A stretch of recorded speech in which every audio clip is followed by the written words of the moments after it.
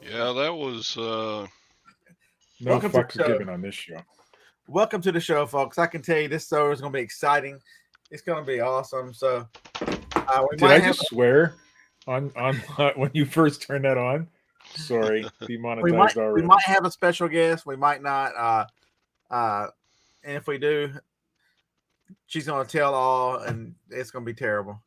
But yeah, I got a feeling I'm gonna get some hate for this show, and I'm gonna have people. Oh wow, they're gonna unsubscribe because they think I'm not like the rest of you resellers who have a YouTube channel. I actually sell shit because I just don't give a. Are we in the first 30 seconds? Can I cuss yet? Yeah, I think I've ruined that already. I think when you hit the live button, I said the F word. So Yeah, so stick around. Whenever I go into rant mode today, lag, you're gonna love it. It's gonna be classic beard, and yeah, I could tell you a fun story at this yard sales though. Steve, I was about to tell you this story. So I found let's hear it. I found two of these. Who we got here? Special guest alert. Whatever she says happened at the yard sale Saturday probably did. We got a spinny. Whenever the little mouse gets her internet going, welcome to the show. We were already live, so it's nice to see you this morning, Miss Kristen. Hey, good to see you. Good morning. So if you're not following Miss Ostrander, she is Mommy Income, and she's got her website there. She's been on the show several times. She is the bundle queen herself. But the bundle queen sends me a message saying, "Hey, I'm gonna be in Huntsville." And I'm like, "Would you have any plans for?" I'm like, "Yeah, I'm going to yard sales."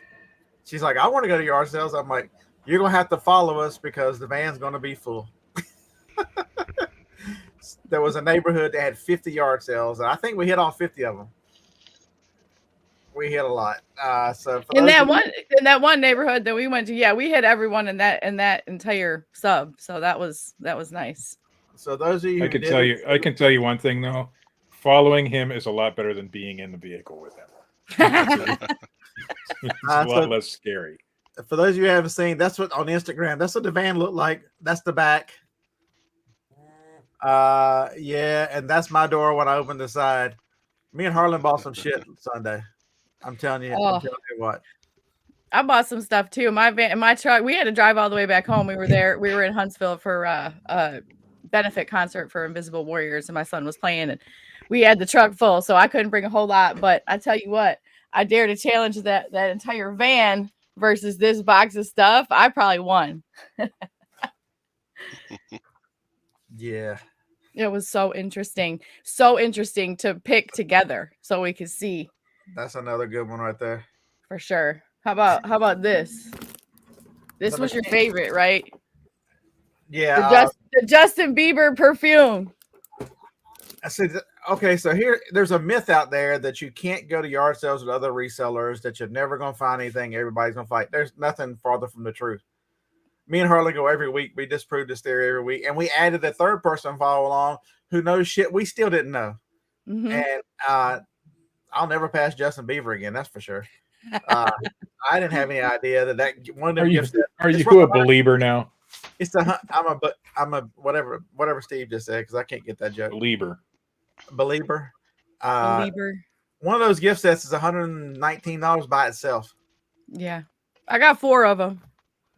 Plus some of the extras. I look to buy. See, people leave perfume all the time at yard sales because they worry about the air shipment, or you have to do a UPS ground. And I'm like, it absolutely does not matter. I buy perfume all the time. I sell it. I ship it ground. Not a big deal. Still sells eBay, Amazon, everything else. And even like used perfume, like even if it's like this much gone, you find a Chanel No. 5, you better be buying it.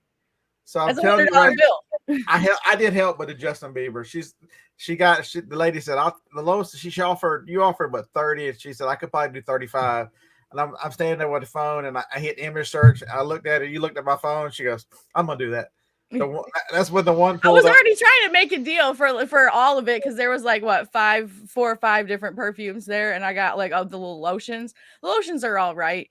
I'll probably sell those at the flea market just because they're easier. But these unopened, like perfumes, and even open perfumes. I got another. Oh, this was also another one of my fun finds. This is a Atlas grinder. It was $2, $50 all day on eBay. That's fun. And little stuff like this. Like this is the stuff that Scott doesn't like to see or doesn't see. Makeup and cream. This is another $100 right here. We don't look at makeup at all, and we told you that. But and you do jewelry and that kind of, especially costume jewelry is one of your things you love. Yeah. I don't have any clue. My mother knows costume. I don't have a clue about. There's Harlan and I look at the jewelry, and generally we Oh yeah. So Harlan says she wore that lady down that had the makeup. That was not really. I just made an offer. She either took it or she didn't. She did. So there. I look at jewelry just for the gold and silver stuff. Yeah, and I'm the opposite. I like the costume stuff because I know some of the brands and some of the names, and I make projects with them too. So I like to get a deal. Yeah, the box of makeup. You're crafty. You're the crafty type. So there's so much to be learned about that 1 yard sale. We walk. I don't know if I have my camera on. I don't know if my breath had started sweating or not by then. It was terrible. I do have some video. I have a lot of video from. I haven't sat down and made the video yet.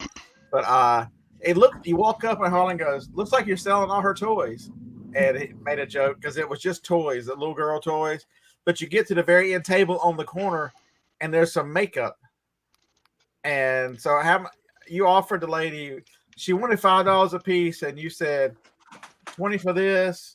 30 for everything, and she finally come over and looked at it, and she says no, she can't do 30, but you're like, okay, I'll do the 20, and you bought what 10 or 12 pieces of the $5 for 20. No, I got the whole basket for $25. Y'all, this is full of. If you don't know makeup, go look it up. Laura Mercier, right? Never heard of it. NARS, a whole entire basket of NARS. These are $50 each, y'all. Naked, Urban Decay, all brand new in the box. If I saw Naked, I wouldn't be thinking about Urban Decay. You'd be thinking about dollar bills, though. So this is the crazy part. So you got that for, and then the other little things which I've got over there, the Calvin Klein. She had 3 of them for $5 each, and I'm like, you do 10? She goes, she counted them, and she goes 15. I'm like, they're already 15. You do 10? She goes, okay, I'll do 10.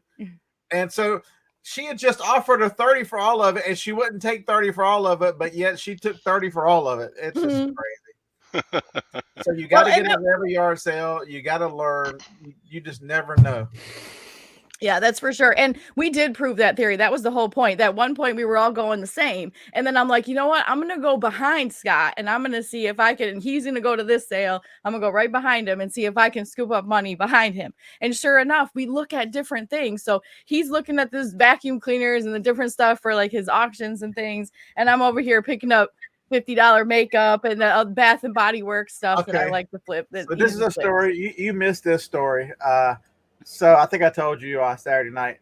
So this Amazon Echo, I looked it up. It's worth about $34 on eBay. I didn't check Amazon because I figured I can't sell Echo. So I'm like, how can I get this for like $8? It was $15. He had 2 of them. And I'm trying to think, what do I offer? What do I ask him? And while I'm sitting there thinking about it, I got both of them in my hand. I didn't see there was 2 more on the other table. And the guy picks them up and goes, how much are the Echo, the Amazon things?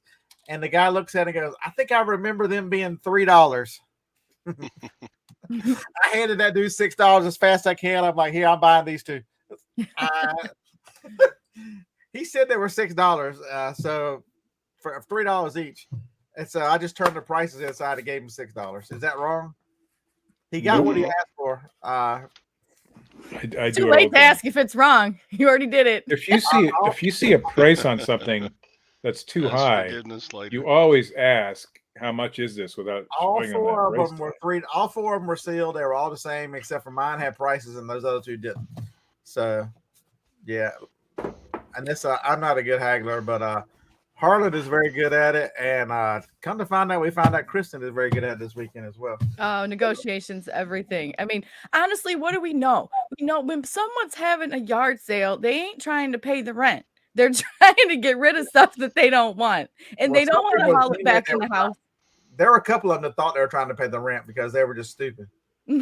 Well, that happens too. But we did run to the lady talking about just make me an offer. What's an offer?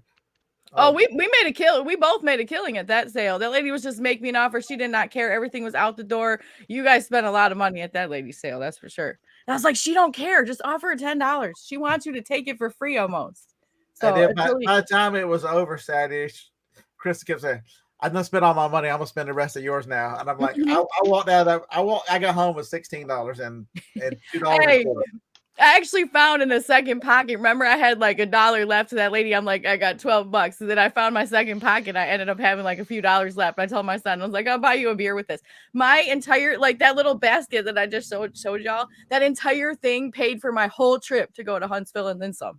So that it's just fun, but it's also, it's got to be a hustle. I mean, you guys watch my Instagram channel. Follow me at Mommy Income, at Mommy Income everywhere, YouTube, whatever. I'm going to post a video of Scott and the way that he parked his car in order to get into this yard sale. Like, he's so excited. He parked in the middle of an intersection. No joke. Jumped out and got out. He was a little jealous that I had a driver and I could jump out and beat him there. So he had to get there first. It was so funny.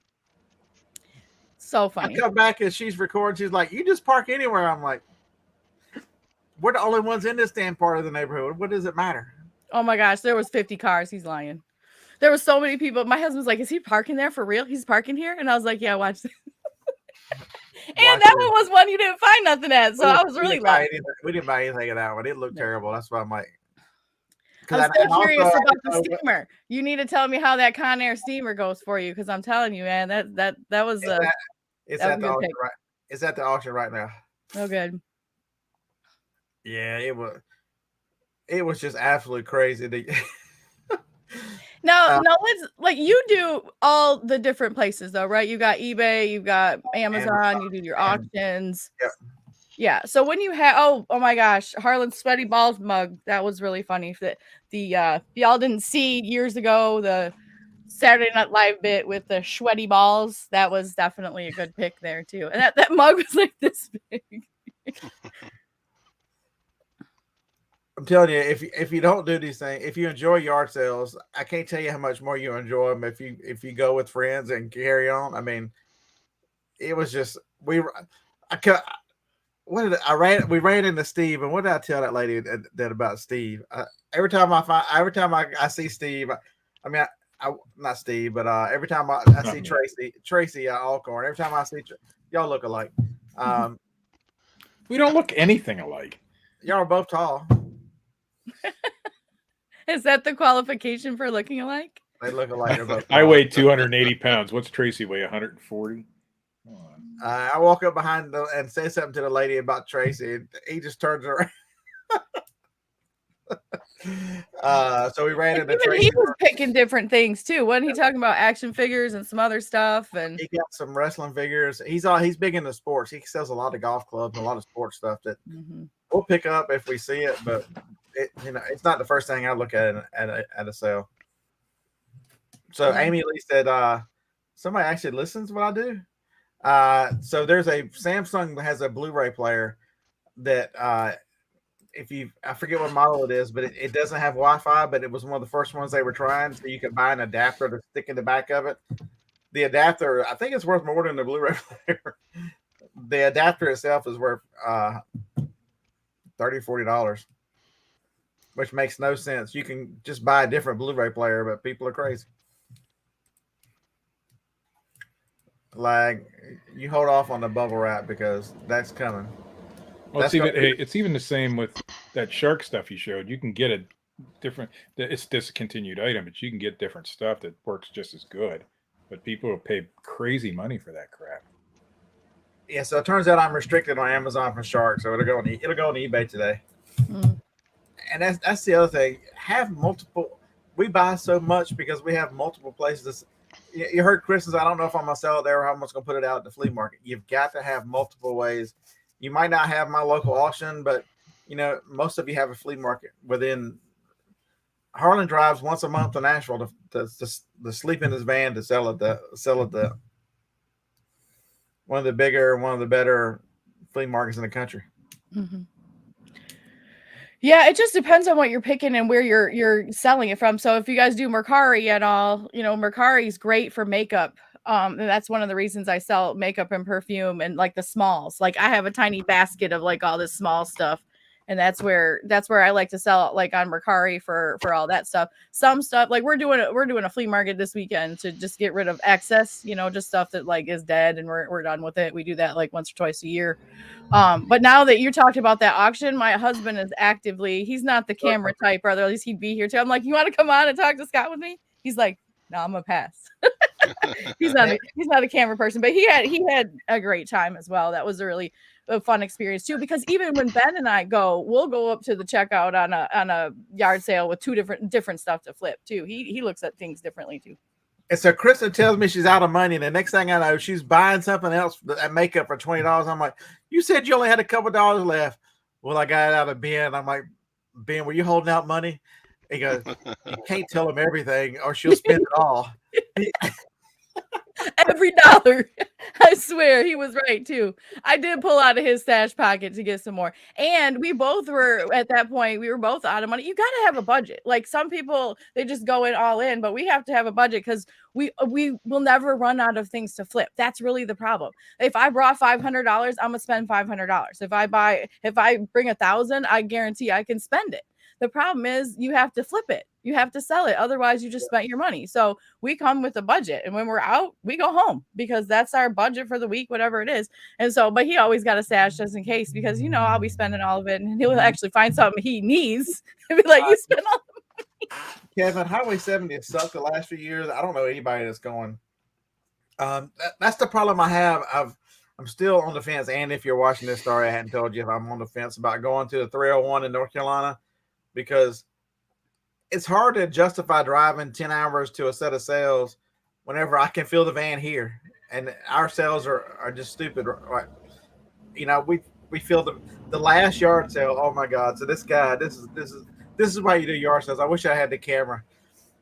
So he's got an electronic dartboard and he's got a couple other items, but he's in the back garage looking for something for this lady and part of something. He comes back and I'm like, hey buddy, how much is the dartboard? He looks at me, looks at the dartboard. He goes, it's hot outside, and I've reached a point where all my ex-wife's shit is free. I'm like, are you serious? It's free? I'm like, Harlan, everything here is free.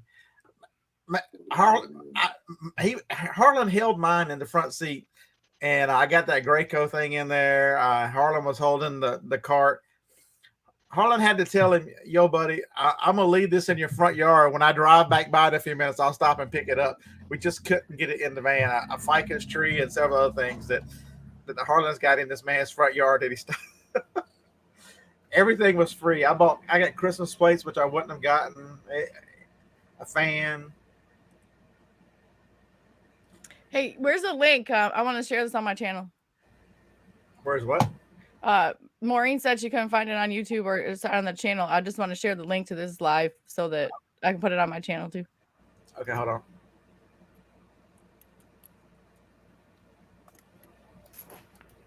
Kristen, you're just about as perky as Victoria.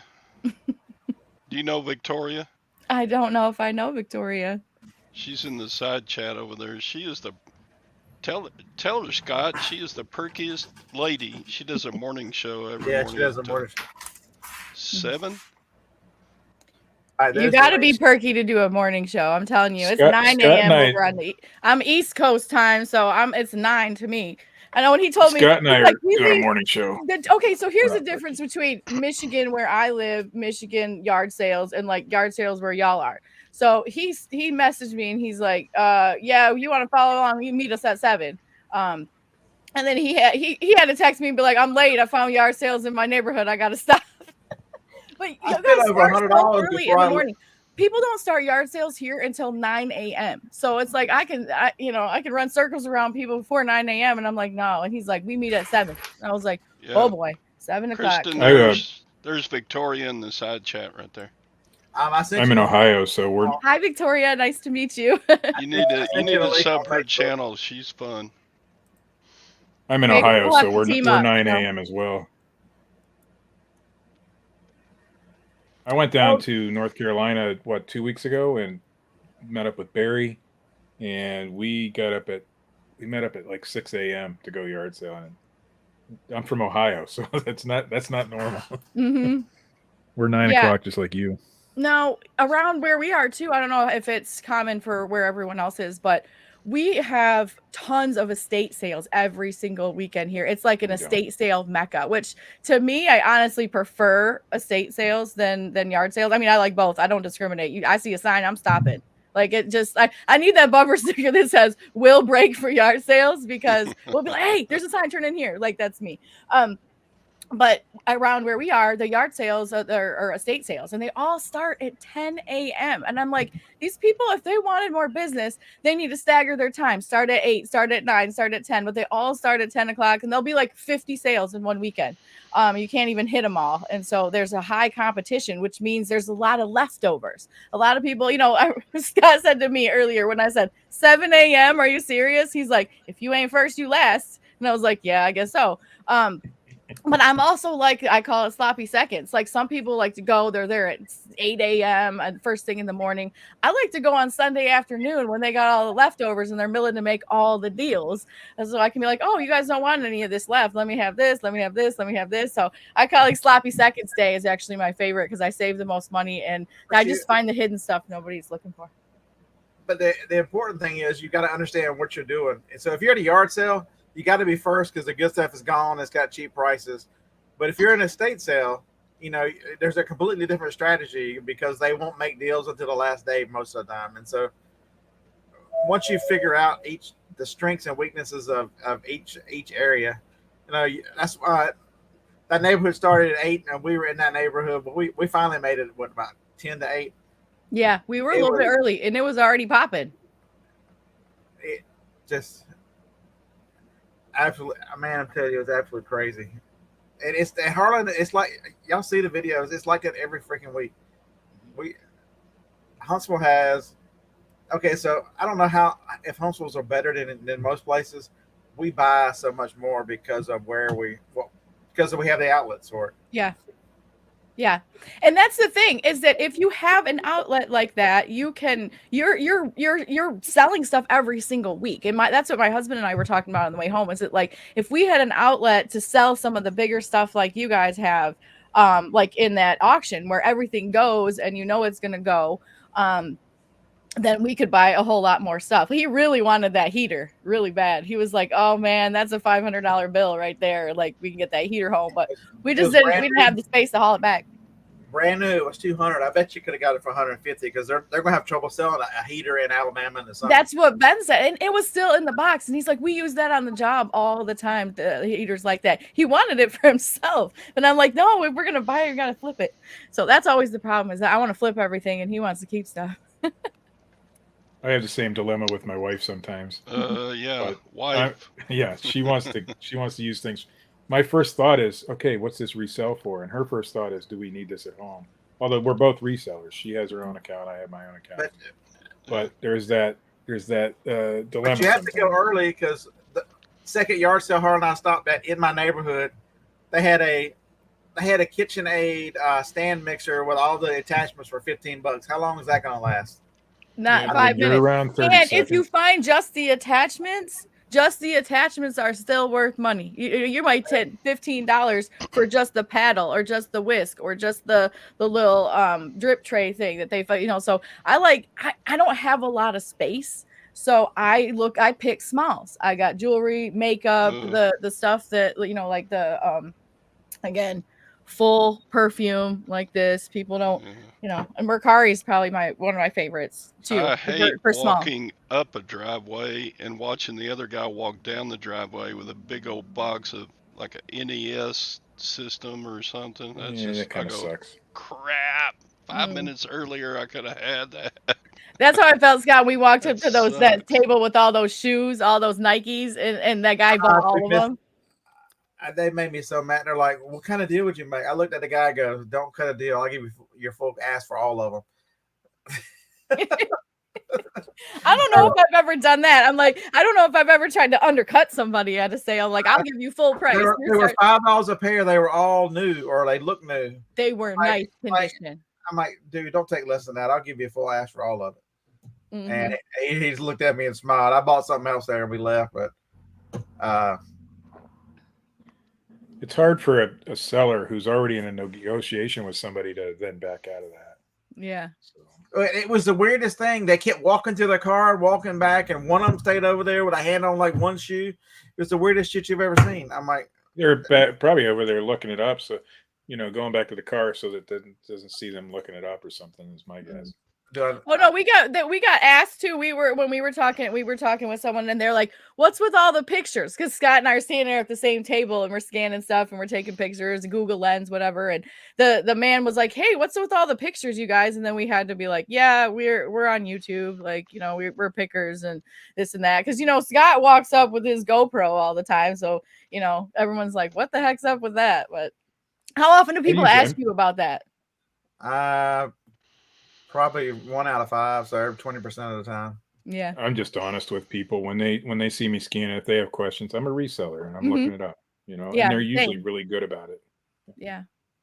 I have only had one occasion where the price went up. Yeah. It was a book that I was looking at, and they wouldn't sell it to me after I told them because they thought they could sell. It's Amazon. Obviously they're not going to be able to just start an Amazon account and sell that book.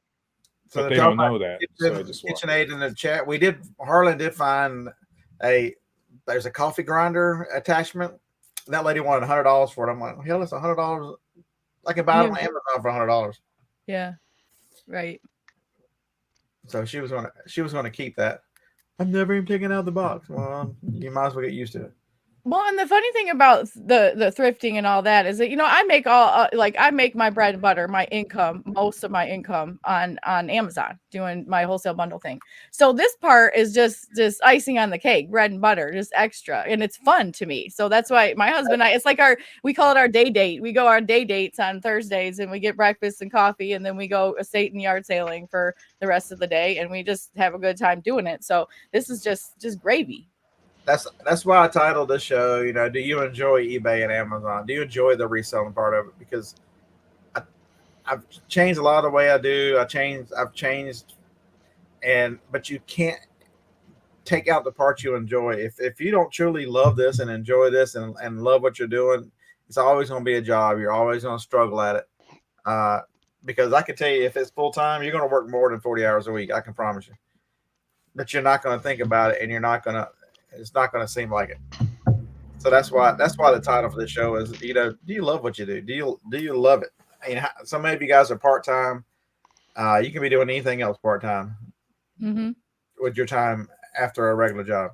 And what were we talking about too? Life is short, with, we're talking about with Joni and everything else and things that she's gone through, things with my dad, and even, my mom had some health scares and some surgeries this past year. And I thought, life is too short to do something that you hate or just something to get by. Like, this is a way that you can, follow these guys and listen and make money. Like, if you're willing to do the work and you like the work. I mean, if you hate it, go work at Starbucks. Like, I mean, life is too short to be doing something that you hate. And if you enjoy it and you're making money, you're winning all the way around. I mean, we're happier people when we're doing a fulfilling job, something that we really enjoy doing. And like, my sister is the opposite of me. She absolutely hates yard sales. She's like, oh, you're gonna stop at a yard sale? I'm like, just hold your horses, but she absolutely hates it, would want nothing to do with it. So to each his own. So we're at this yard sale. Man, yard sale stories are awesome. I wish I had a kid. So Harley had we had like each of us had a pile of stuff, and that lady looked at the stuff and said, now if you're going to resell this, I'll just soon keep it for $1 and whatever. Harley, he nudged me and goes, we're not reselling on this one. You have to read the room. You definitely have to read the room. Yeah. We're not resell. He said we're not resellers here. She's gonna get this back for $1. I don't understand that mentality either. They're willing to give it to anybody for $1 unless you're going to resell it. What's that mentality? I don't get it. Well, I've actually had that, like, an argument, not argument. I guess somebody's like saying something when I tell them I'm a reseller at a yard sale, and them trying to kind of be like, oh, that's just, what's the word she used was like sleazy. Oh, that's just so kind of sleazy. And I said, do you think that Walmart is sleazy that they bought something that you bought for 50 cents and they sold it to you for $5? And they're like, Right. well, no, that's just business. And I said, yeah, this is just business. I'm buying it wholesale from you and selling it on eBay for $50. Like, why are you mad that I'm feeding my family this way? Why are you mad? And then when you put it that way to someone, they're like, oh, I didn't think about that. They look at us like greedy, money hungry people. And I'm like, I'm out here busting my balls every week trying to feed my family with this. And I'm like, and you're mad at me? I'm like, I could be sitting, collecting government money. That could be an option. Like, but I'm working. So I get mad when people get mad at you because you're trying to feed your family in a different way, in a fun, interesting, non-desk job kind of way. I don't know. I've had to say something to people because they don't understand. They think we're greedy, money hungry instead of, taking care of our families. You're stealing from the poor. When you explain it to them in person like that, it almost always goes over better. I mean, I see these arguments on Facebook Marketplace and in the reselling groups all the time that you're greedy and money hungry and all that. And nobody can get across the point that way. But if you tell people in person like that, they get it. Yeah, I'm like, do y'all know that my daughter's in dance is $6,000 a year? I'm like, I resell so I can pay for that. It's like, it's like it's none of your business, really, what someone's doing with it if you want to be that way. But I try to be honest so that people can be educated that like we aren't just some sleazy, money hungry people. We're actually making a living doing this, and people don't get that, especially if they are in some of those. Never mind. And people don't see the service part of it either because, by the way, you're allowed to rant on this show. The supply chain is so screwed up. And then when stuff gets in different parts, to move it around to where other people want it and need it. I mean, we provide a necessary service. There's a lot of people who buy stuff online who can't get what they're looking for, or who want something different or whatever. And people discount that very, very, very quickly. And I do find though, when you explain it to them, most people, 99% of the people I've talked to are very receptive to the idea once you tell them what you're doing and why. Absolutely. I've never seen one, but there's somebody out there that wants Battleship Star Wars. Mm-hmm. And I rescued this from a thrift store. Todd wants it. This from a thrift store for $4. Mm-hmm. Now, do you still, like you said, thrift store? Do you still do a lot of thrift stores, or do you really mostly do yard sales and stuff? Because I find here thrift stores are getting so pricey that like it's unbelievable. They want eBay prices, and I just laugh because I'm like, you're not going to make money. So we have a very good thrift store chain here that is very fair, and so they just built one here, like half a mile from my post office. So I've been going there every day. This is. You want to see what I found? Yes. Our thrift stores are getting pricey. What happened is once they finally went into the online auction part, that's when it went to hell. Hey, I don't know, like names, like people are saying hi to me. I'm like, hi. But it says, I don't. Is that anybody in on that Blu-ray? Seal Blu-ray anime? For $1. Anybody in on it? I'm the only new one on Amazon at $100. Mm-hmm. It says like anime. Yeah, people. Yeah, it was $1 at the thrift store. So I stopped by there. Like yesterday, me and Tracy went to two locations of the same one. I went to one and then met him at the other on the way to wing night. I pick up more stuff for me. Like Sue. Hi, Sue. Sorry, I just wanted to make knew who you were because your name didn't say Sue. So hi, Sue. Nice to see you. Or nice that you're here. Anyway. I've lost weight. I needed new shorts, and I'm not buying new ones. They had for $3 a pair. I got a couple pairs of Duluth Trading shorts last week. Do you have anything new? Do you ever keep anything new for yourself?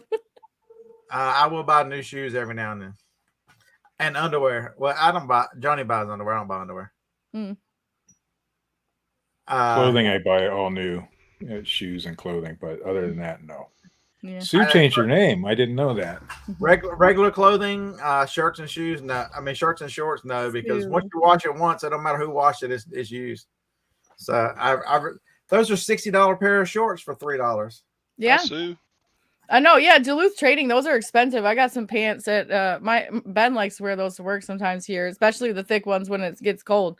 They got fleece lined ones that are nice. That's a really great brand. So. But what do I keep? Every now and then I keep stuff like my printer over there is not new, but I keep it for I talk to people about you can upgrade your business through yard sales. I've got I just got a brand new Dymo from yard sale, $5. One of my dymos is from a yard sale, $5. My laser printer over there, I've got like 5 of those, but the one I'm currently using You out need here, 5 printers? Please They're tell me. 4 are for sale. The color one is not for sale. You know what The my other- husband tells me is like it means nothing until it sells.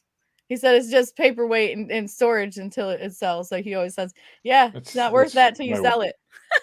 That's my one wife's of them attitude. saved me because the color printer went down and needed a part, and so I went over there and grabbed one off the shelf that's listed on Amazon and used it until the part came in. Mm-hmm. But so I upgrade. I keep cameras.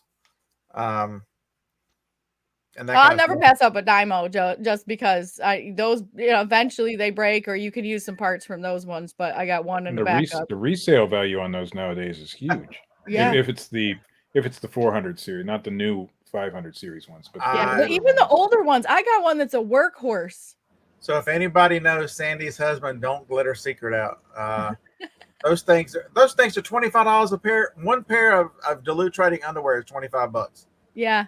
That's like the pair that my son wears is some weird brand from like the mall or something. And it's like Ethica or something like that. And it's like, so I'm like, who pays $30 for underwear? Like literally, like what is going on with that?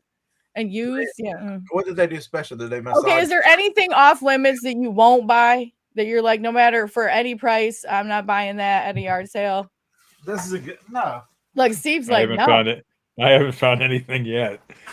No. I don't care. I'm not out there to be ethical. I'm out there to make money, right?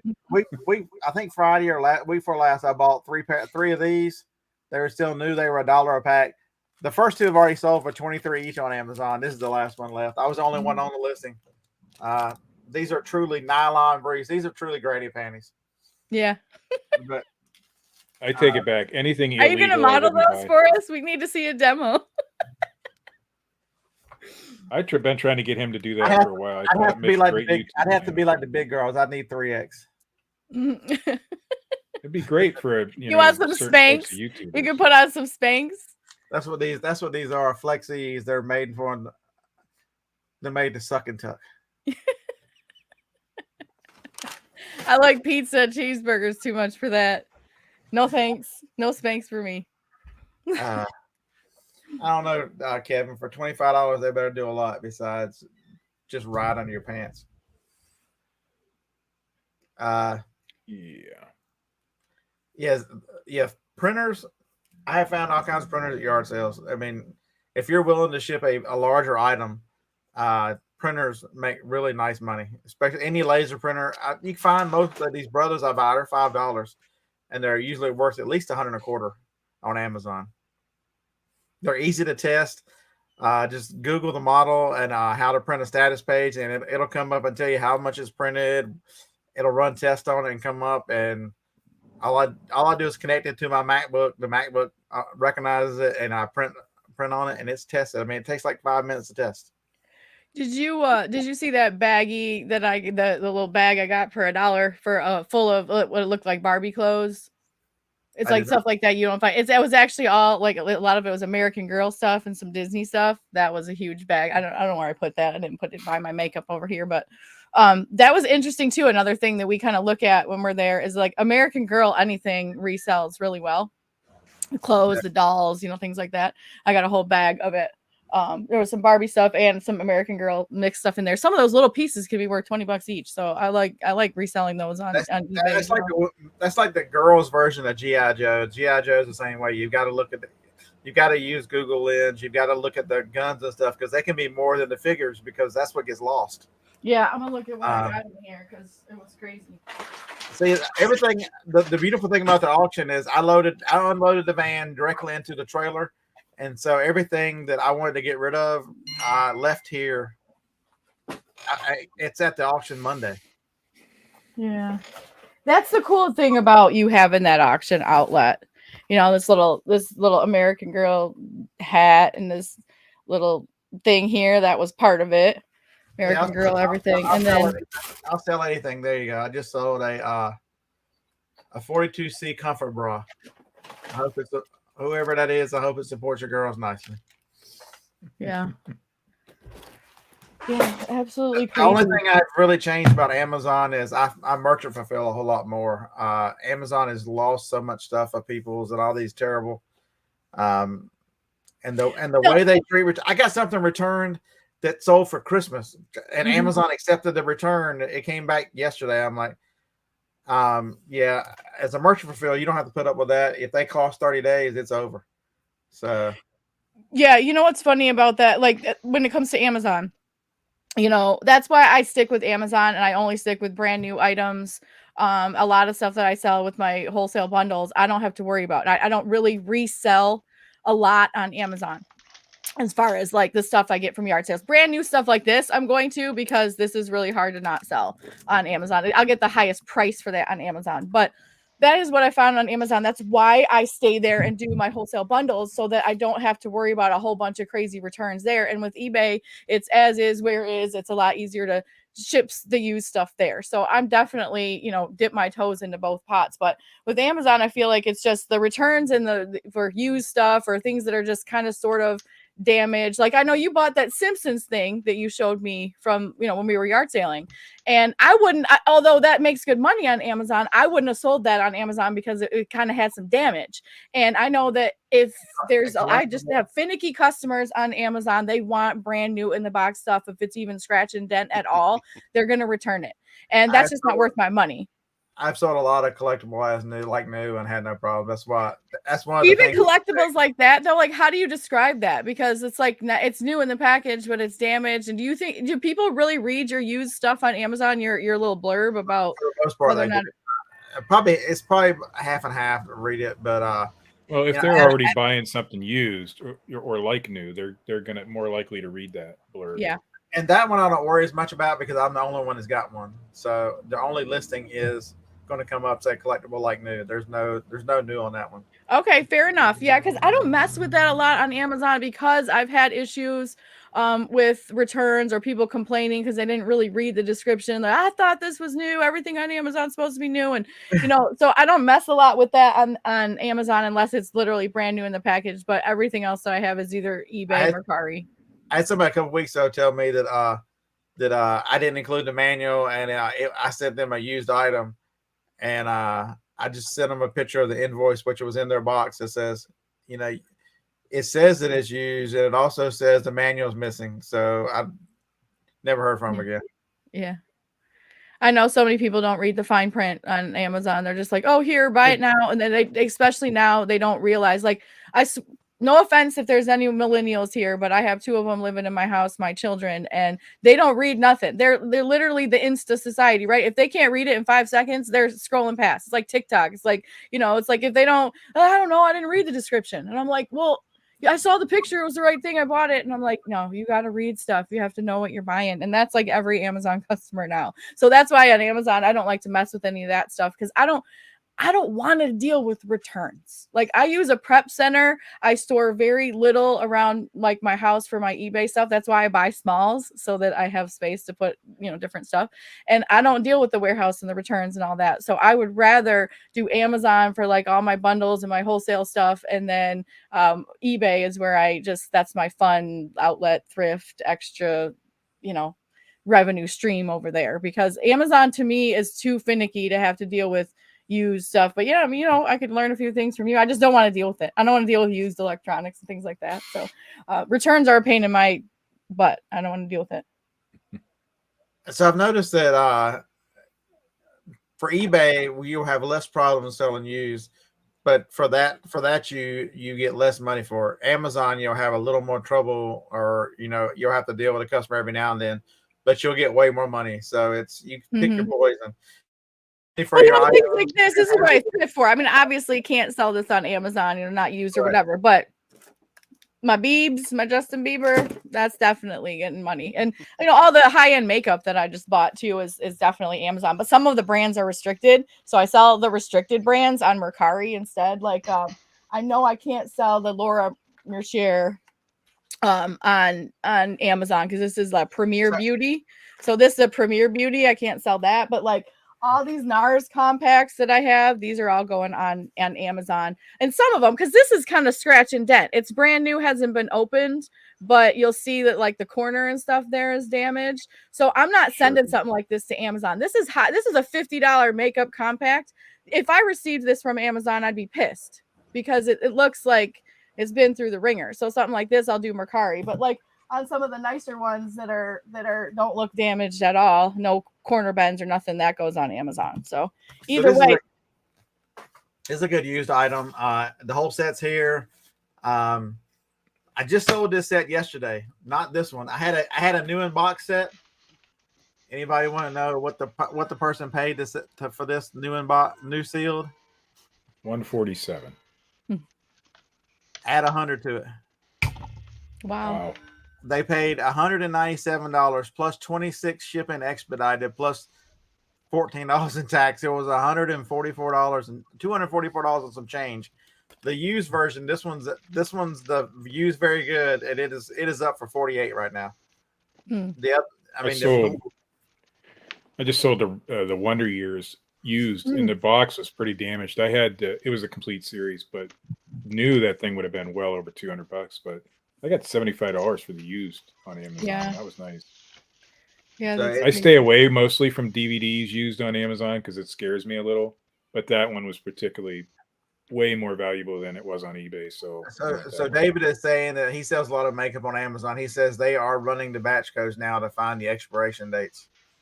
Yeah, they have them. If you look at the batch codes, yeah, for sure. Like if you use like I know on each piece, those are expired. But honestly, is there a way?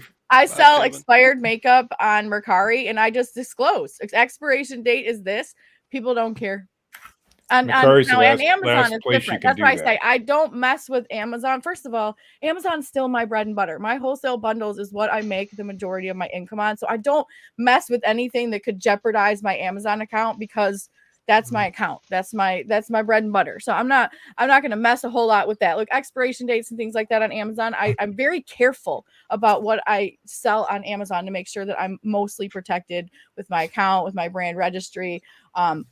But the rest of the stuff, there's always an outlet. Mercari, you can sell expiration makeup that's expired and people really don't care as long as you're disclosing that. So as long as you have an outlet for all the different things, I'm going to split them up and sell them different places. But I don't never risk my Amazon account because that's what puts money in the bank. And so I don't do anything risky in Amazon.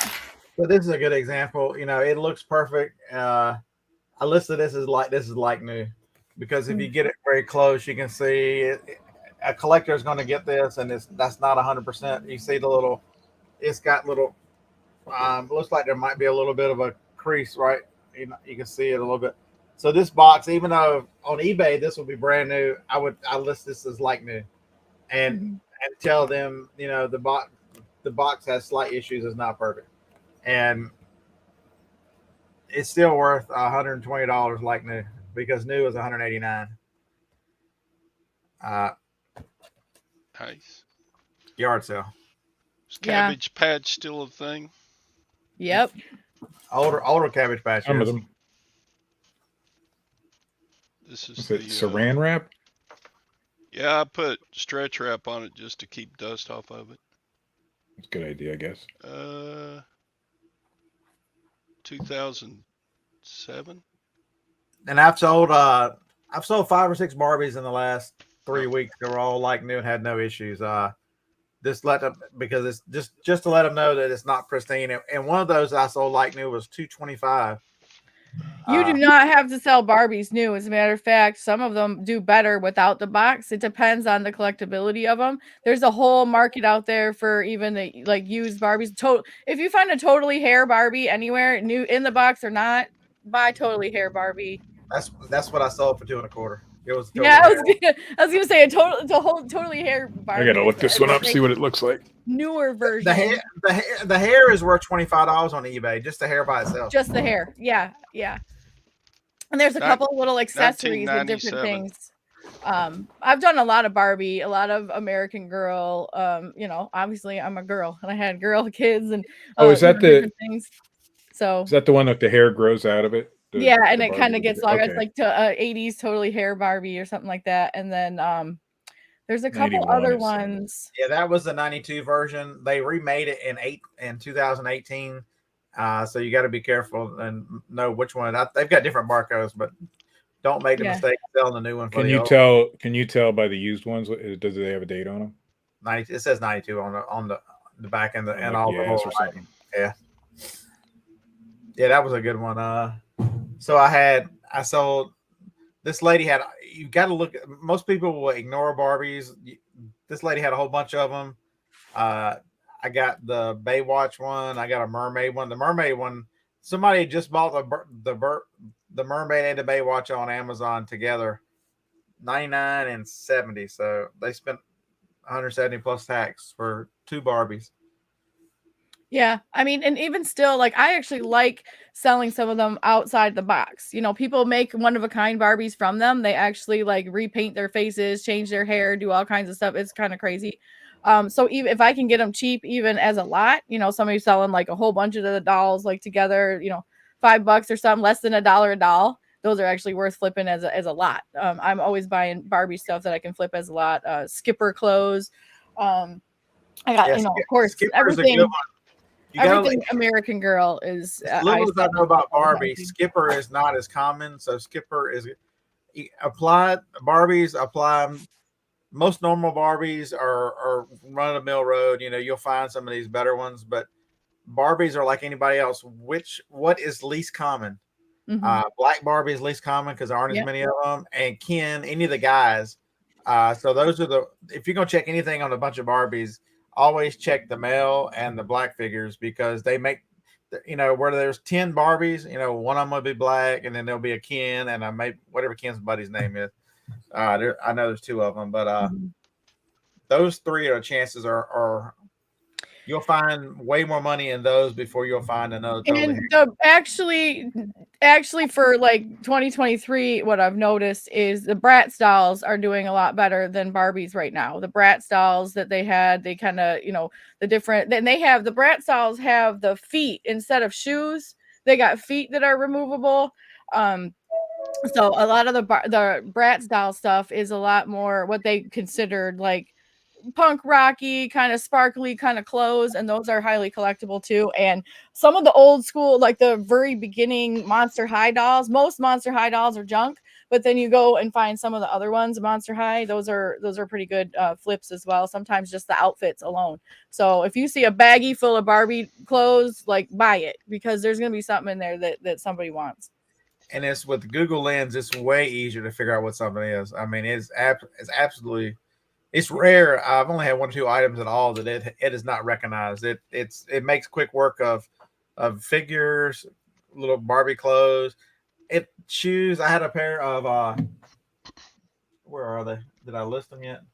I have a pair of Keens, and I'm trying to figure out which model they are. And it takes me right. It took me right to which model these Keens were. They're in the pile to get listed today. And I was trying to figure out, you know, which model they were. Were they worth?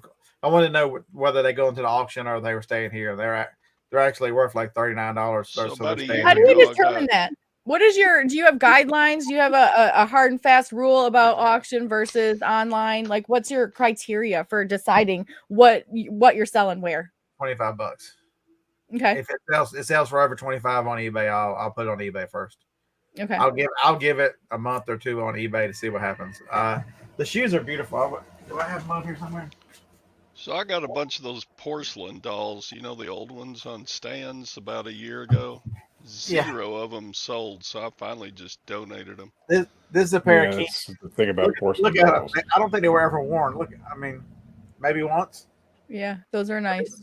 And so that's why if they had a little wear to them, they'd go to the auction and I'd still make.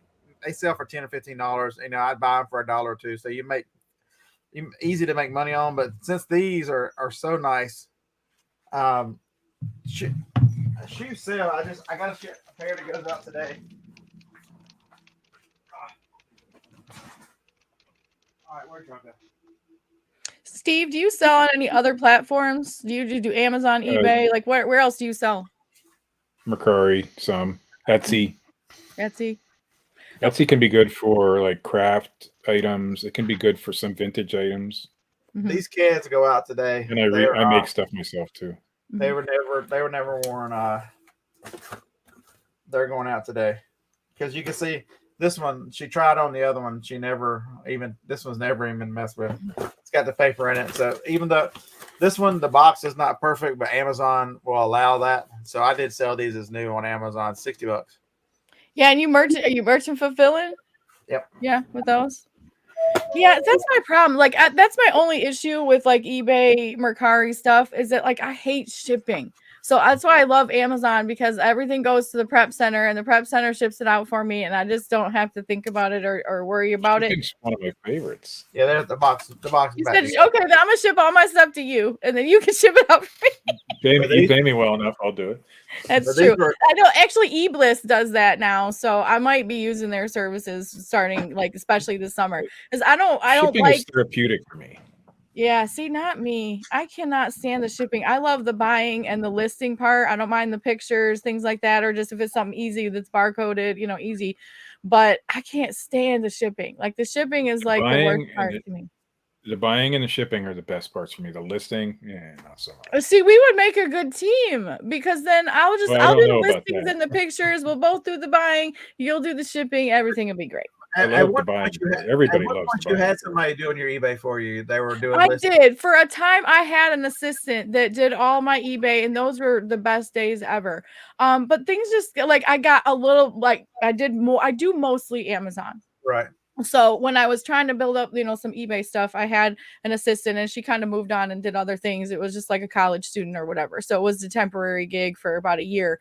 It was best day ever though. Best year ever when I had all that coming. She would come in every single, like 3 times a week. She did my errands. She did my eBay listings. She organized everything. And then she did all the shipping. So she would just check the eBay Mercari orders, did all the shipping, did all that. I was like, oh, this is the best day. Larry, that's a great question. Would I still sell those new? The answer is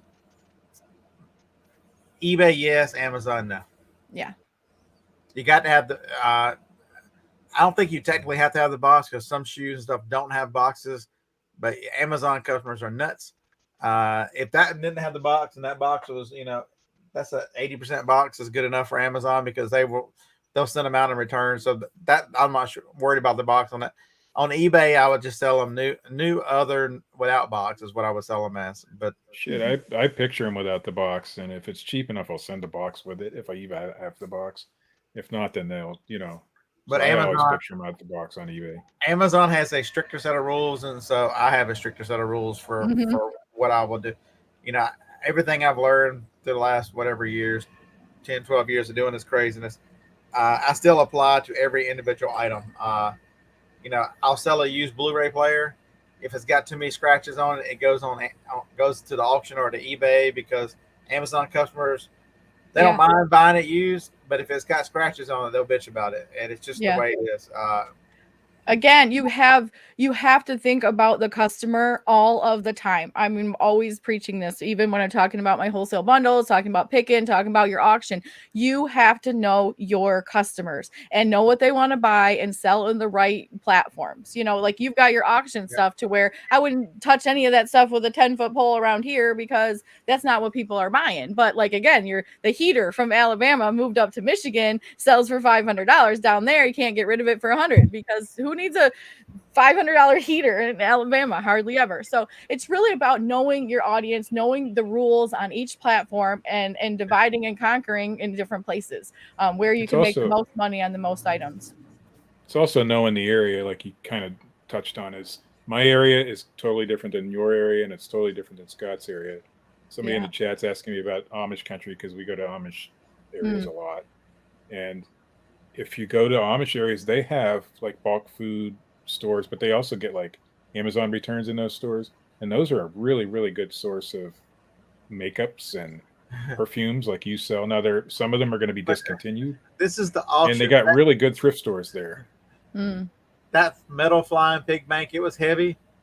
It was $3. It sold for $17. That's the auction. It's one little pig bank. It was $17. I was trying to find stuff that's I had a good week at the auction this week. I'm trying to figure out what, but it's stuff like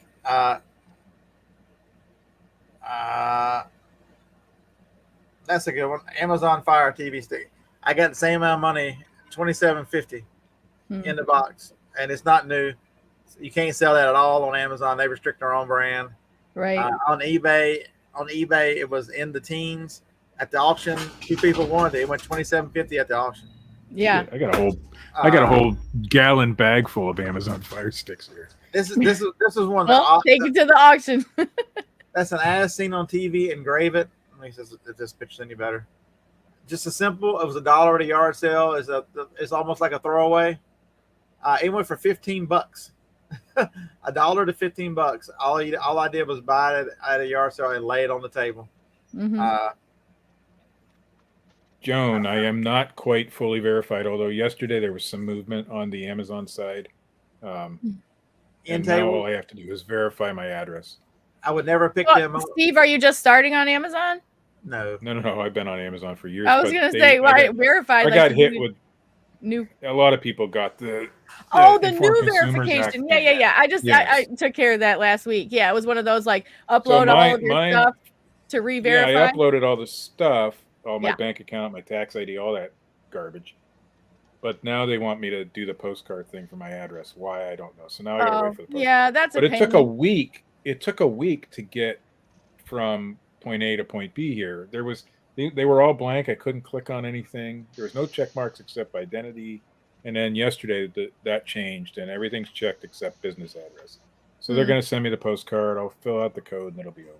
It's instant once you get the postcard too. It's just you punch in the number and they're like, "Thanks, you're verified." And I'm love that Amazon's doing this. To be completely honest, like most people are complaining about it, but silly the way they're doing it is all. The way they're doing it is typical Amazon. But I mean, they don't do anything that's like logical or makes any sense whatsoever. I mean, how could they make things easy? But I do love that they are doing it because it's weeding out a lot of those fake sellers that don't actually have real addresses, real accounts, real anything, and it's forcing some of the shady players out the door because they're going to have to come up with different ways. They'll find a different way, unfortunately. But I know the one part people are not is if you've got a shadow account too, it's forcing a lot of those out because now all of a sudden they have to come out and prove who the hell they are, and Amazon knows who they are because they've suspended them already.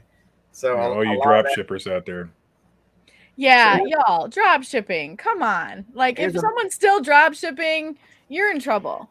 So here's a reproduction sign. I was at a yard sale with Tracy. Tracy has no outlet for the $2, even though it's a cool sign for $2. John Deere. It sold for $15 at the auction. They had 3 signs. Yeah, that stuff does great at auction. I paid $6 for the 3 signs, and they sold for $33 at the auction. I mean, the auction has its own different set of what sells up there. You know, you look at something and go, I could get decent. If I can match money on Amazon, on eBay, I would generally send it to the auction because there's no returns. And then the more than $25 on eBay, if I don't think it'll get that, I will sell it on eBay. So it's pretty crazy. Ordered a Sennheiser from Amazon, now waiting for delivery. Yeah, I have an expensive set of headphones that I've got listed on Amazon. Mm-hmm. I bought it at the flea market a couple weeks ago. Sennheisers. I think I've got them listed for $175. Well, it was super fun yard sailing with you in Harlan. That was a great time. And I hope when you come for the 127 sale that you might make it up to Michigan and we'll do it again. Or maybe we'll meet you halfway. Like you said, you're starting in Cincinnati. Yeah, we might meet you halfway. I'm starting off in Cincinnati. Last time I made it, how far did I make it? Shit, you didn't make it halfway up that side of the state that time. Yeah, I was like, it would be hard to like bring a trailer because there's so many people and it's hard to park, but I'm probably gonna need a trailer. I'm thinking about let's see, I made it to Paulding last time. Which is it's there's the Michigan line. Ooh, there's the Michigan line. I made it to Paulding. I almost got there. Yeah, for sure. Yeah, well, that's the thing is that like we like to go in different areas. I mean, we know this area here and different places, but it was fun to go to Alabama and look at different things, different prices, different. I mean, everything to us up here, everything's cheaper down there. The gas is cheaper, the just restaurants, just everything. So we were surprised a little bit by some of the prices that we saw because we're used to what I call Oakland. We live in Oakland County in Michigan. It's like the richest county here. So yard sales, although you get some high end stuff, people want more money for it. So you have to like, I like to go to yard sales where things are just a lot cheaper. You're always talking about paying $1 for stuff. I'm like, man, people around here are expensive.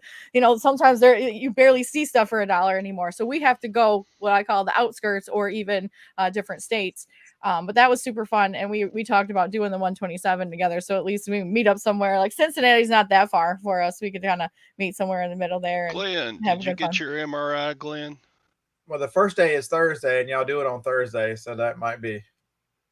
Yeah, for sure. Like, you know, making a few days. Now, do you go and stay somewhere and keep going the next day and like keep following the path? Like, how late are people open? They just open till sundown, or I mean, I haven't done super south of here. 5 o'clock. Okay. 5 is about the latest. Yeah. Depends on how hot it is too. If it's a much hotter day, they will start shutting down 3:30, 4 o'clock. It's Ohio, so. Yeah. I mean, down Ohio. in Alabama, they're used to it, but it's. Did you just stick your tongue out at Ohio? I live in Ohio now. We hate Ohio State. It's okay. I'm all the way on the other side of the state, so Okay, good. I'm on the PA line, so U of M. Like we don't like Ohio. It's our number one rival, Ohio State. okay, I don't like them either. So I ain't mad at Ohio as a state, but when we drive through, because we're always, go south, driving through Ohio is the worst. Their speed limit is 65 and they will ticket you for 66. Like, not kidding. Like, they will literally ticket you. So thank God for Waze and just fly. Waze. I know. Thank God for Waze. We use Waze and we get all around it. We didn't get ticketed at all through our trip to Alabama. So They've goodness. got 2,200 state troopers in Ohio. It is unless you're going, if you're going from here to Columbus, so like in the Worcester area, down in that range, man, are they patrolling like crazy. So you got to know that. But the rest of the state, like Cleveland, I've they're all to the median on 75 going up. Columbus is fine. They're all to the median, and this side of the state is fine. I've never been. I'm trying to decide. I have to make the decision: am I going to drive the van when put the luggage thing on top, or if I'm on drive the truck and pull the trailer? I see all you Ohio haters in the probably thinking truck and trailer, but the van actually, like we talked about, the van holds more. And it's easier to keep in case of, like when you put the truck in, if you have the trailer, it's fine. But if you put the truck, then you can only pile so much stuff there and then, strapping, falling and out and everything else. So I think we might do van trailer, but Ben really likes to drive the truck. He doesn't like to drive my van around. He likes to drive the truck. Yeah, the trailer holds 3 times the van, but the truck holds half the van. Right. That's what I'm saying. So, then in parking and stuff like that and driving around like with the trailer, like it's hard, but we'll do it. And around here, like we'll have to meet in the middle one of those days or whatever, because that'll be fun. It's the end of August, right? Or beginning of August. First week of August. Yeah. For y'all that don't know, the 127 yard sale that goes from Michigan all the way down to where does it end? I don't know. Gas in Alabama. Yeah, we're world's longest yard sale. It starts in Michigan and 127 in Addison Township and goes all the way south. So he's gonna come up. I'm gonna go down. We'll meet somewhere in the middle and pick for a day. It'll be interesting. Yeah, I'm starting. Nice. I've done it before where I started north of Cincinnati. So I figure Wednesday I'll drive up there and get north of Cincinnati. And it depends on the weather. I don't know if I'll have a hotel or if I'm gonna sleep in the truck, one of the two. But if it's so hot, I will not sleep in the truck. But if it's not hot, yeah. Oh my goodness. I'll be sitting it out this year, unfortunately. So. Well, we'll have good adventures. Well, again, thanks for letting me come on the show. I got to run to another interview here, but it was good to see you guys. It was good to pick with you. It was good to be on the show. I mean, we had ourselves a time. And y'all, Mommy Income at Mommy Income YouTube channel, all on the social handles. I'm going to be posting some pictures of my flip stuff. I'm doing something with Chris Green coming up pretty soon with his new flip book. So make sure you follow the social media there so I can show you a little bit of, how you can make money, things like this as well. But but just good times. And you gotta look at the exclusive video of the bearded picker and how he parks at the yard sale because he got so excited. That's going on the internet to live for life. So if y'all want to roast him a lot for his parking job, I'm gonna show a video of what that looked like because it was hilarious. Yeah, I don't So care. nice to see you all in the chat. You guys, I know that you guys have different names and stuff, but hi, thanks for tuning in and hanging out, and I'll see you guys soon. So thanks for letting me come on and being here. See ya. All right, so all it's gonna be live. I park wonderful. Is this rant time? Are there any rules for parking at yard sales? If No. I want to stop in the middle of an intersection and park at a stop sign, so be it. I'm tired of listening. I got in trouble one time at a yard sale for being about this far, less than an inch on this guy's grass. So I peeled out of there, and he didn't get my sales. Or he didn't get my money. He literally came out of his house, storming out of his house or out of his driveway, yelling at me. I'm like, dude, I was, and he lived in a trailer park. It wasn't like some fancy neighborhood or some shit. It's crazy. Man, there's not. So he didn't get my money. Brenda, you're damn right. There's no rules. You just freaking go.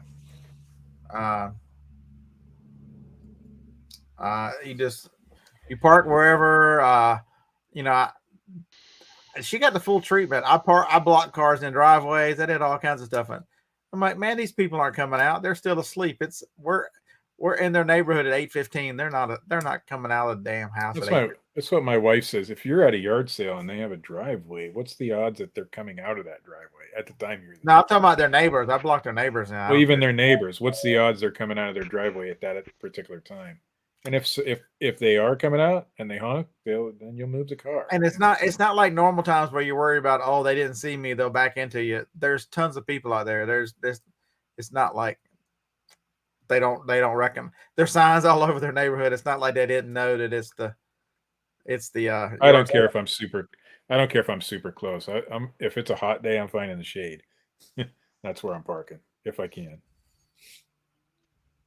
And then so it was actually hot this Saturday. So by 9 o'clock we already had the van rules in effect, just leave the van running. So then I really get to parking crazy when I leave the van running because we're ready. I tend not to like pull into somebody's driveway and things like that, or park in front of people's driveways. But I want easy out. I want to get out as easy as I possibly. You got a van with a backup camera. If I need to turn around, I'll back into somebody's drive-through and pray I don't hit their mailbox. It's whatever. If it's inside the pubic right of way, it's all good. Yep, the pubic right away. I enjoy the pubic right away, to be honest. Hey, Tom, were you exercising your rights in the pubic driveway, and that's what happened to your eye? Come on now. You can tell us the truth. Kristen's going to be happy, so happy she left the show when she did. But if you know people and who do in this business and you've made friends, man, I implore you, take every opportunity you can to spend time. She was down here for a group called Invisible Warriors. They raise money and help support ladies who, Joni is a prime example. Joni never looks normal, because I'm not going to say she does if she hears this, but she looks like any other person, except you don't know that she's had 18 surgeries and she's had 4 back and beat breast cancer and suffers from chronic pain. You just looking at people, you can't tell what they go through and if they're in pain. So that's what the Invisible Warriors group's all about. And so they had a fundraiser here in Huntsville. So after that Saturday evening, I went over there and hung out with them. She was the MC of the event, and her son who was actually is named Ben, just like her husband, which, man, that makes it confusing as hell. Actually sang, and he did a wonderful job. That he's written his own songs. Ben's got some serious talent. So that was a good night. Don't get rid of the fun in this business, and you will hang around a whole lot farther. I can promise you. Tom's been hanging around you too much lag. Yeah. But there are no rules at yard sales. I won't block anybody in. I guess that's the only rule I've got. I won't block You anybody can't in. do that. Can't do that. Other people have no problem doing that. The worst place for parking is a cul-de-sac. People park sideways, straight in. I mean, and how do I park? Whichever way the rest of them are parking. A cul-de-sac where there's a little circle around, that is the worst parking for any yard sale. Yeah, we get estate sales with tiny cul-de-sacs. No parking. There's so much stuff out there that people are getting rid of, and you can see the van was full. The van was full before 9 o'clock. The van, I mean, we were already starting to complain about space before 9 o'clock on a Saturday. Bubble wrap rant. All right, Kristen's gone. Oh, here we go. All right, so the bubble wrap gate. If y'all are watching the videos of the fella, I don't even know what his name is. Don't know what his channel is. It's JRRJ. It's something. You can look it up if you want to. Type in bubble wrap. So it seems like he decided he was going to measure the bubble wrap, and you know it's a good thing. That's not a bad thing. That I found out that every vendor was short from a little bit with American Bubble Boy to a lot from Supply Hut. It was supposed to have been 700 feet. It was a little over 400 from those guys and two others. And, you know, so the immediate comments and everything was, you know, fry these guys. These guys are evil, terrible. They've been shorting us and screwing us.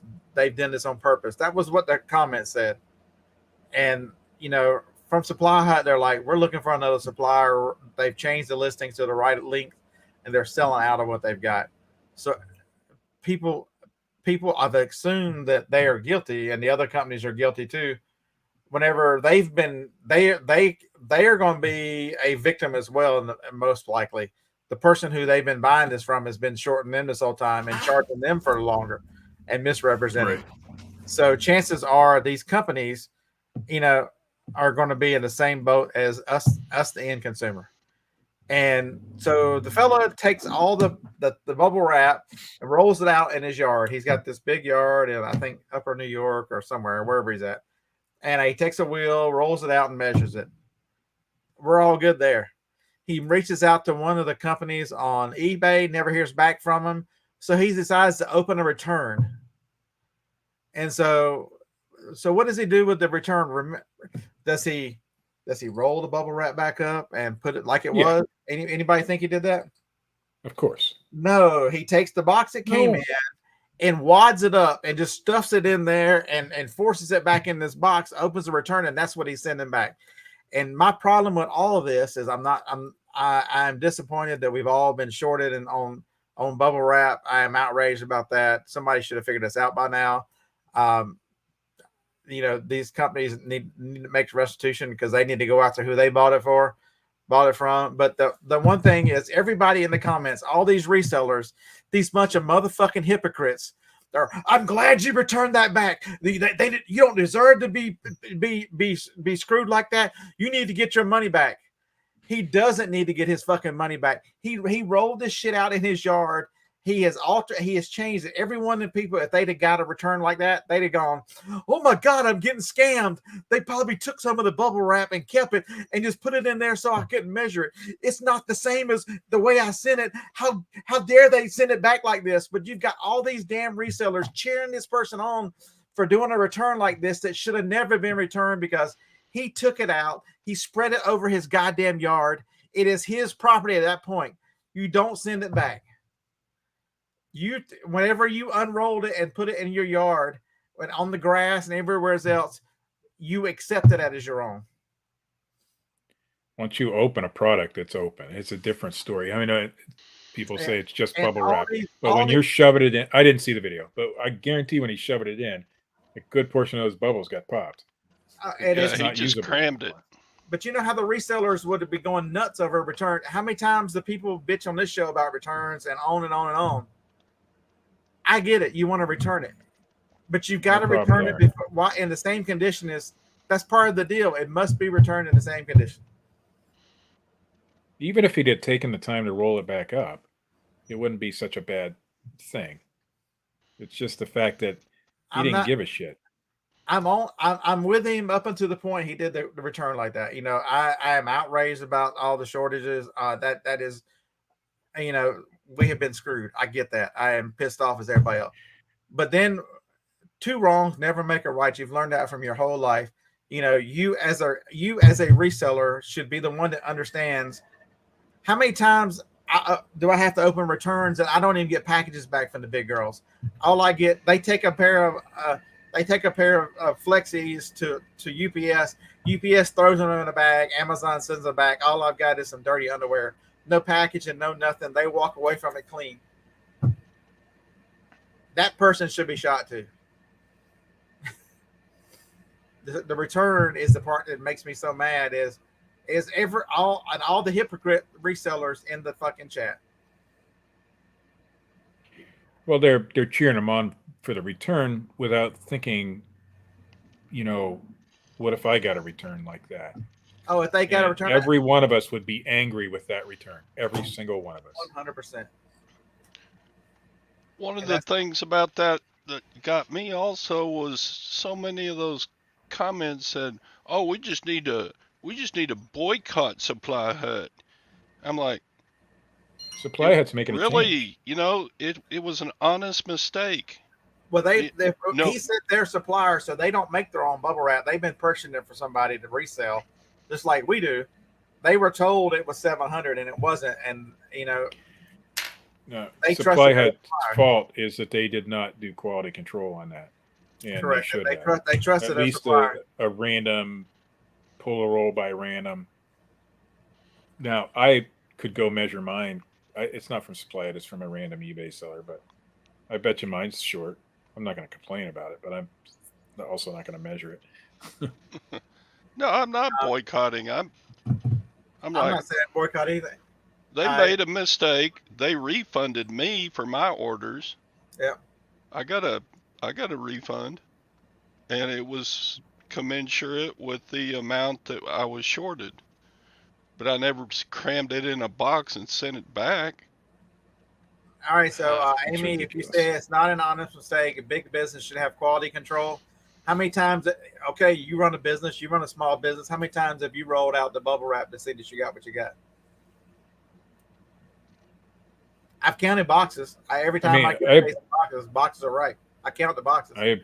I appreciate the guy actually rolling it out and testing that for us. It's that's a service. No, he did that part of it. I'm thankful for. The other part is what's not a service. It discredits all of us. That's correct. You know. Whenever you do the wrong kind of return and get celebrated for it is my problem. Is, you know, I watched him measure it. I watched him test it. Everything he did was above board. He did everything great with measuring it. He went out of his way. He went and purchased that wheel. I mean, he spent money to do this. I get that, to make this video. His methods and everything were perfect. But it's you can't compound it by. So Marlon says there should be a difference in the roll when you get 400 feet and 700 feet.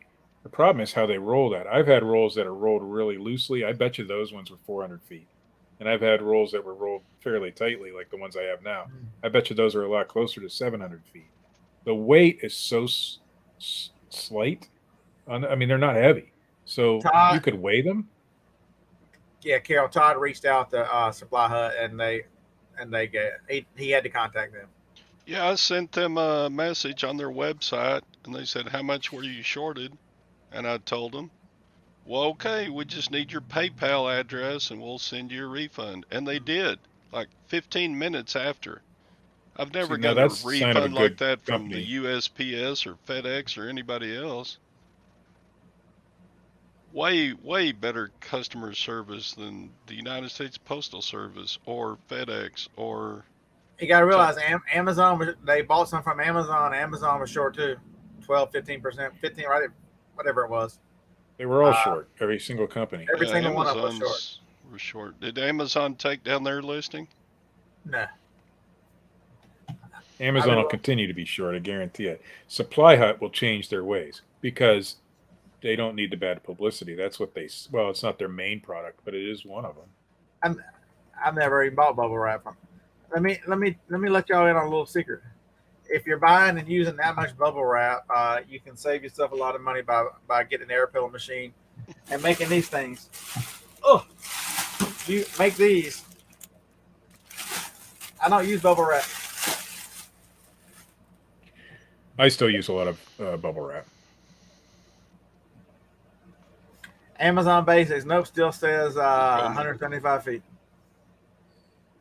I think theirs came in at like 147, 148. It still says 175.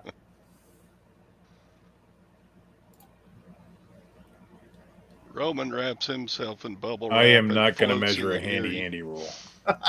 I have not measured handy Andy rolls. Roman said what now? I don't see him. Oh, Roman and I have a love-hate relationship, but I think he uses bubble wrap to float in the Erie, Lake Erie. So Well, he I likes to might. swim with I it. have to find out. So Mark, It's not it that is far from me. I could go take surveillance video if you want. So it is cheaper to use craft paper to a point. Craft paper doesn't offer the same protection that bubble wrap does. Craft paper is also heavier, so that's why I have these air pillow machine things here. So they don't weigh anything, and I can use them in boxes, so I don't go over in when I'm using first class shipping. I use craft paper some, but it's not very often. I'd much rather use air pillows. Right now, I'm out of the film, and I don't feel like buying it because I'm not selling enough right now. So I'm using a little bit more craft paper. But Yeah. So Cindy, I have a mini packer machine that makes those. I keep them rolled up here where the bubble wrap used to sit. They offer way more protection than bubble wrap. If they beat that box to hell, there's no way they're going to do any damage. Oh, and I did find out Supply Hut has a new coupon. Sorry it beat yours, Scott. If you type 10 off with no space, the number's 10 and then OFF, you get 10% off your next order. I don't know how long that'll last. So Amy Lee, the problem I have with the boxery is their gluing process is not great. I can't tell you how many boxes I've got from the boxery. They're just sort of crooked. I've met them in person at eBay Open. They're nice folks. Their boxes just seem to, they'll be in the middle of a stack. There'll be 10 or 15 of them that are just not shaped correctly. The last time I used some of them, the extra strip, which is on the glue strip, was not perforated at the top, and so I ended up having to cut every box I used to make it where it would lay down. my guess is that the boxery doesn't actually make the boxes; they're just the resale part of it, and the company that they're buying from is not doing good enough quality control. No, Brian, I don't use Brixie very much. I know how those boxes are made, and they're very hard to. Unless that machine's running perfectly, and they're probably running off an older machine, they're gonna do that a little bit. But the operator of that machine is the one who's supposed to find all that shit. Not somebody needs to measure bubble wrap from the boxery. That's how they get. So when I ordered bubble wrap from them years ago, they don't put it in a box, and so you lose. All they do is saran wrap it, and so by the time it gets to you, it is taking a beating, and to get to you. And I complained a couple of times, and they blocked my account from buying from them anymore. So what's the difference with that? You've got a company that doesn't ship correctly, and a good chunk of it, first 3 or 4 or 5 wraps, which are the largest ones around the largest circumference, are damaged, and you can't use them to the point the bubbles are popped. So then what do you do? Are they cheating you every time they send you that? That was my point is, there's, 5 to 10% of this roll is no good every single time I order it from you. And they have been told, because I've told them over and over, so they know that they're I hold them even a little more than I would hold Supply Hut, because they've been told their shipping sucks and it ruins the bubble wrap and it's affecting their customers, and they still do it anyway.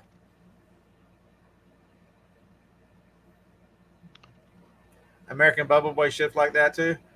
Yeah, I don't care for that. That's why I order Amazon Basics, even if I lose 10%, because it's in a box. I'm gonna lose the 10% anyway. What difference does it make whether it's not in the box or it's flat? Amazon will give you a refund. I'll see who I buy from. I buy from a seller on eBay. They've recently changed their name, so I got to see what it is.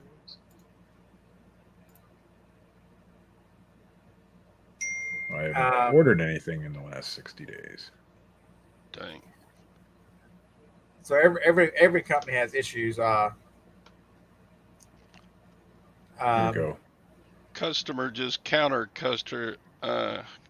my my offer, $2 less than their original offer. Well, little turds. It's time to be done with them. Yens. Yens. YENS.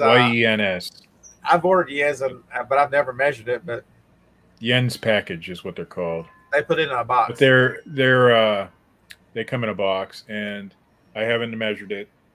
It seems to be wrapped tighter than some of the other ones I've gotten, so I assume it's closer to 700 feet.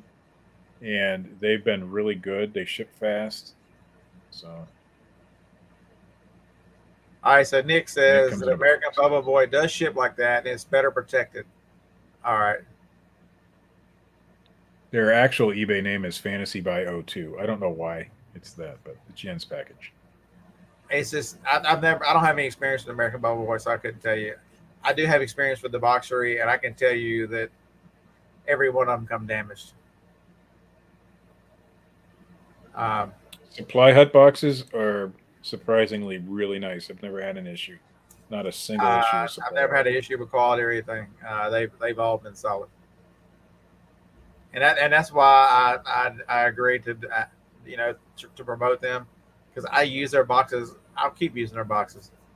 Never had the. I think with Supply Hut, a company like Supply Hut, whose main focus is boxes and bubble mailers, they're less into bubble wrap, so they're just ordering that from a third party, and they have never done the quality control on it like they probably should have. Nobody's ever sat there and measured out of. You're going to take somebody's word for it, that okay, we're getting our 700 feet or whatever it is. I hope them and whoever else the others are raising hell with their suppliers. I hope they're at least doing it, since they haven't done their due diligence. Oh, I'm sure they have already. I hope they're now at least raising hell with their suppliers. Oh, I gotta go off for a second. But that was my whole issue is don't be a hypocrite. Don't be that person who uses something, to alters it, and then tries to send it back like you're innocent. Does Supply Hut make their own boxes in-house? I think they do. I'm pretty sure. I tried to order 8x8 yesterday, and they were out. What size? 8 inches by 8 inches by 8 inches. So. I'm telling you, the best thing you can do, guys, is I've talked about this don't put yourself at others' mercy. Upgrade your supplies, upgrade your equipment as you do this more and more. Can't tell you the mini packer.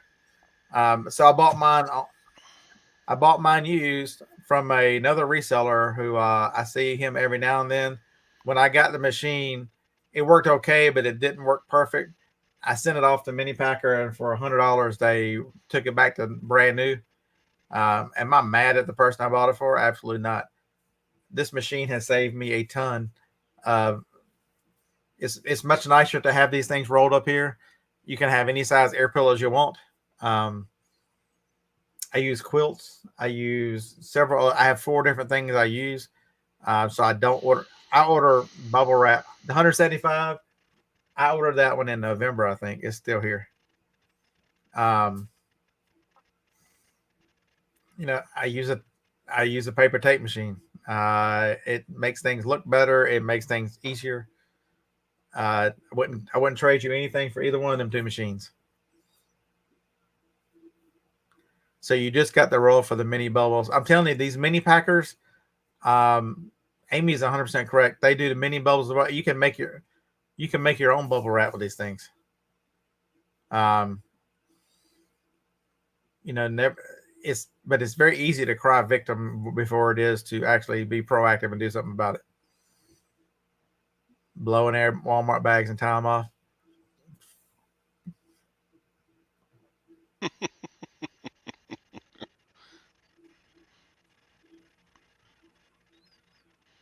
Are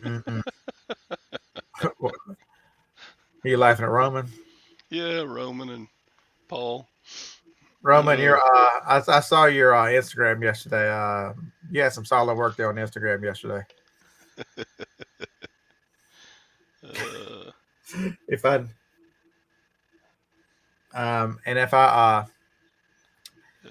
If you're down, follow Roman on Instagram. That's a good laugh. I'm not going to ask you, you know, where you find all this craziness you come up with, but I know. Roman sent this. It was hilarious. I'm trying to find y'all something for his talent. The guy says, "Tell me something that will make my heart pound, baby." And the girl he's with says, "Your wife's behind you." There you Yeah. go. Oh man. That's another. Pierce Morgan denies being the Home Alone 2 lady.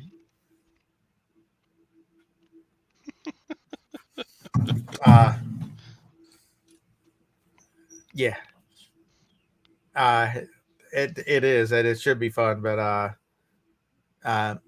that's what happened to his friend in real life. Oh, Roman, you got smoke up there? but so we got 25 minutes left.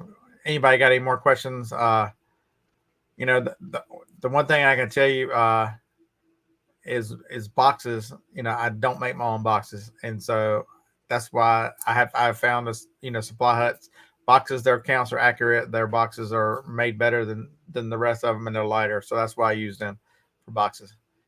I do like, what's the other company? There's another company I like boxes, but they're always so expensive. Let me find it on eBay. Hold on.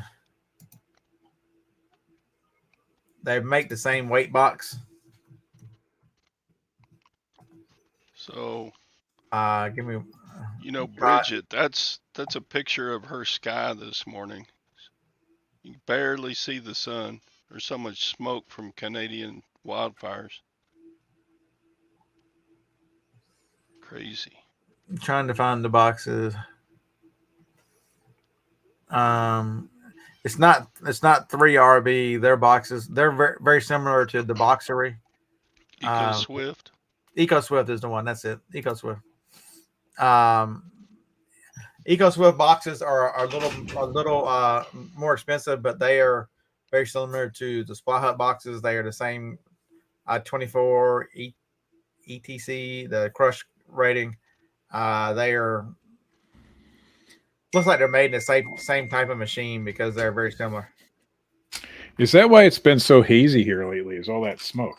I didn't even know there was wildfires going on, to be honest. Oh yeah, it's bad in New York State. I got a friend in Buffalo that sent pictures, and a friend, Bridget. She Mark, lives in New York. What are you talking about 3 times already a year?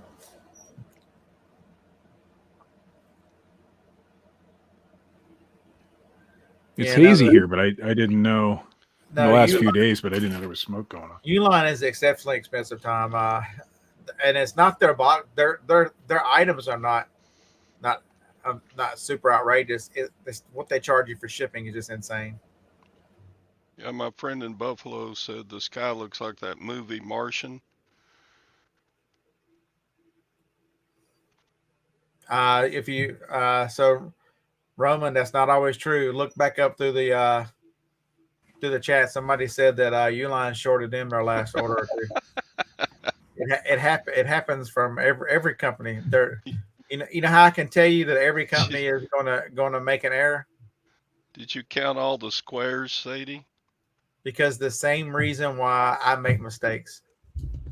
You've got a human element in all of it. They're all going to be human. Yeah. All over New York State is just smoky right now. I must be on the edge of it then. I'm gonna see where they're at. It's not like you're that close to Canada or anything.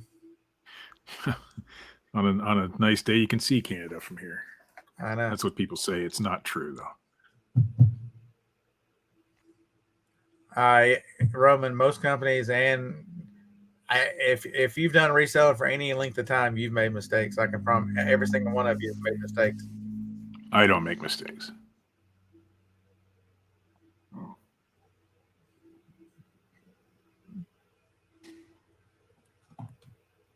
You don't make mistakes? Ever.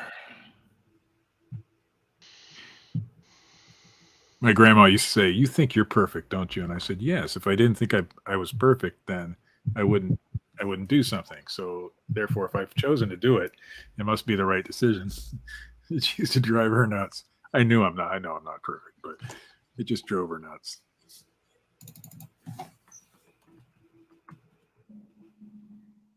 Yeah, we're right on the edge of that smoke. That's why we're getting haze here, but not smoke.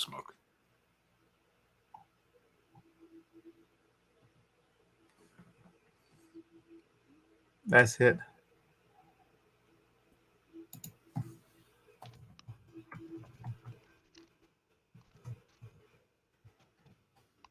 Trying to find y'all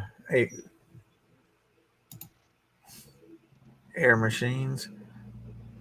So for Handy Andy, you can get a brand new air machine for $375. I did have somebody ask me about that, emailed me about it the other day. So if you're listening, I did return the message. But if you're listening, yeah, Handy Andy machines are good. I have no issues with them. Everybody I know that has one has. Phil had a little bit of issues with his, but I think he got it straightened out. Just settings, And if you guys have any questions on settings, I can help you. So these film are 1,312 feet of that film was $100. And it lasts a good long time. It lasts. I mean, it lasts forever. I've only, since I bought the machine, I do the 4x8 pillows. I've only ever had to buy 2 rolls. So $75 gets you 1,312 feet, a 400 millimeter roll of that film. And yeah, I've used 2 or 3 4x8s. They make a 5x8. That one, which is weird. The 5x8 and the 4x8 are completely different. You would think they're very similar, but they're not. No. They also make, you can get super tubes. So the small pillow cushion, 1,312 feet is $105. The Mark says he was the one that asked, and one of the questions he asked was, is the film affordable from Handy Andy? It's probably the most affordable film you're going to find. It's really, and it's good, a really good quality. And Handy Andy, the deal is he stands behind it. Scott had issues, Andy took care of it. Oh, absolutely. So I did have I had one that was rolled too tight, and it wouldn't come off the machine. It was damaged, and he sent me another one. The quality of the wrap is good. So he told me, was it, check and see if it's the whole roll. He said pull half of it off, see if the other half is left, and I'll give you credit for whatever it is. And it turned out to be the whole roll was bad. And he's like, I'll just send you another one. That's all right. Really quick to respond. Nice guy. He actually offered to sponsor me on YouTube, but I turned him down because I don't do reviews and things like that for that reason. Mm-hmm. He is a decent guy. Although that might be you don't have the machine though. You only have the. So Sue said the same thing. She had an issue with a roll, and it looked like whatever the machine made the roll of mine, was just on one edge. One edge was bad, and it ruined the whole thing. So, do I waste a couple feet every time you start? No. So, Amy, I run a bunch at a time. So, I'll run this one till it counts to 50 or so, and then I'll roll them up and put them on the bubble wrap holder. And so I think you lose 2 pieces when you take it out. But the last couple times I haven't even taken it out of the machine. So I haven't switched over, so it still sits there. But the 4x8s, I'm out right this second. I need to run another run of 4x8s. But I have been cramming these quilt wraps in every box, and I haven't. 2 of them will do very well in an 864, so I haven't used as many air pillows. I've just been using quilts, and so but I usually lose 2. I lose the one that's in the machine and the one that's hanging out. The one behind it, if you rip it off, so I lose 2 every time. And that's just the nature of the beast. It's how you start and stop the machine. Mr. Say, let me. If you read through their comments, people, how they're barely making it, and the bubble wrap could have been, how dare they? It could put me under. If you are so terrible at reselling that being short $10 in bubble wrap or $8, whatever it is in bubble wrap, is enough to put you under, maybe you need to work for somebody else. Yeah, I can't disagree with I hate that. to be the one to tell you to break the bad news and be the bearer of bad news, but if it is to that point where an $8 issue is going to sink your entire reselling career, there you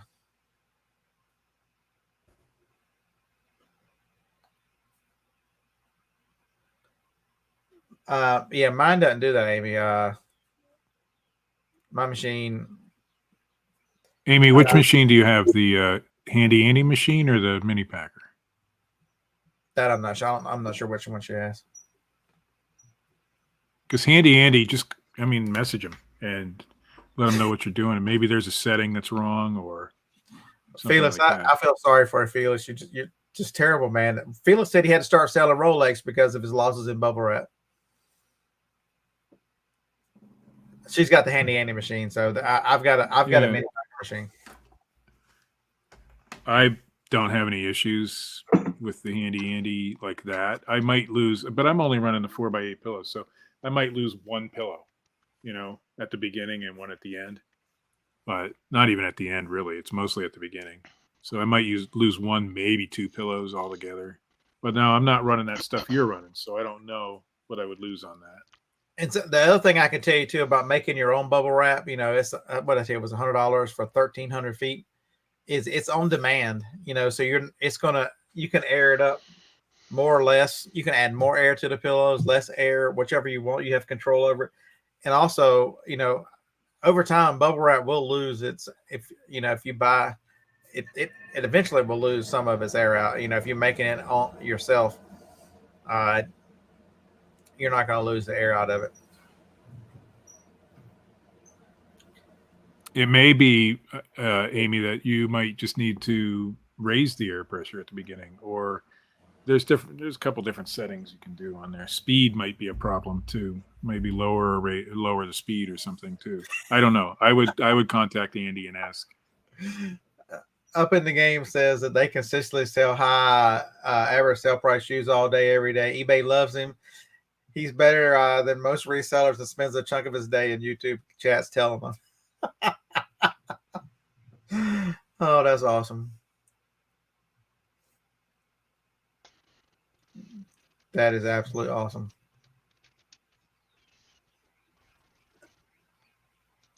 I'm telling you, these people that are complaining about eBay being slow, I'm gonna list today and I will sell all weekend. It's amazing if you list things that are very good prices. I'm telling you, and you can be very competitive.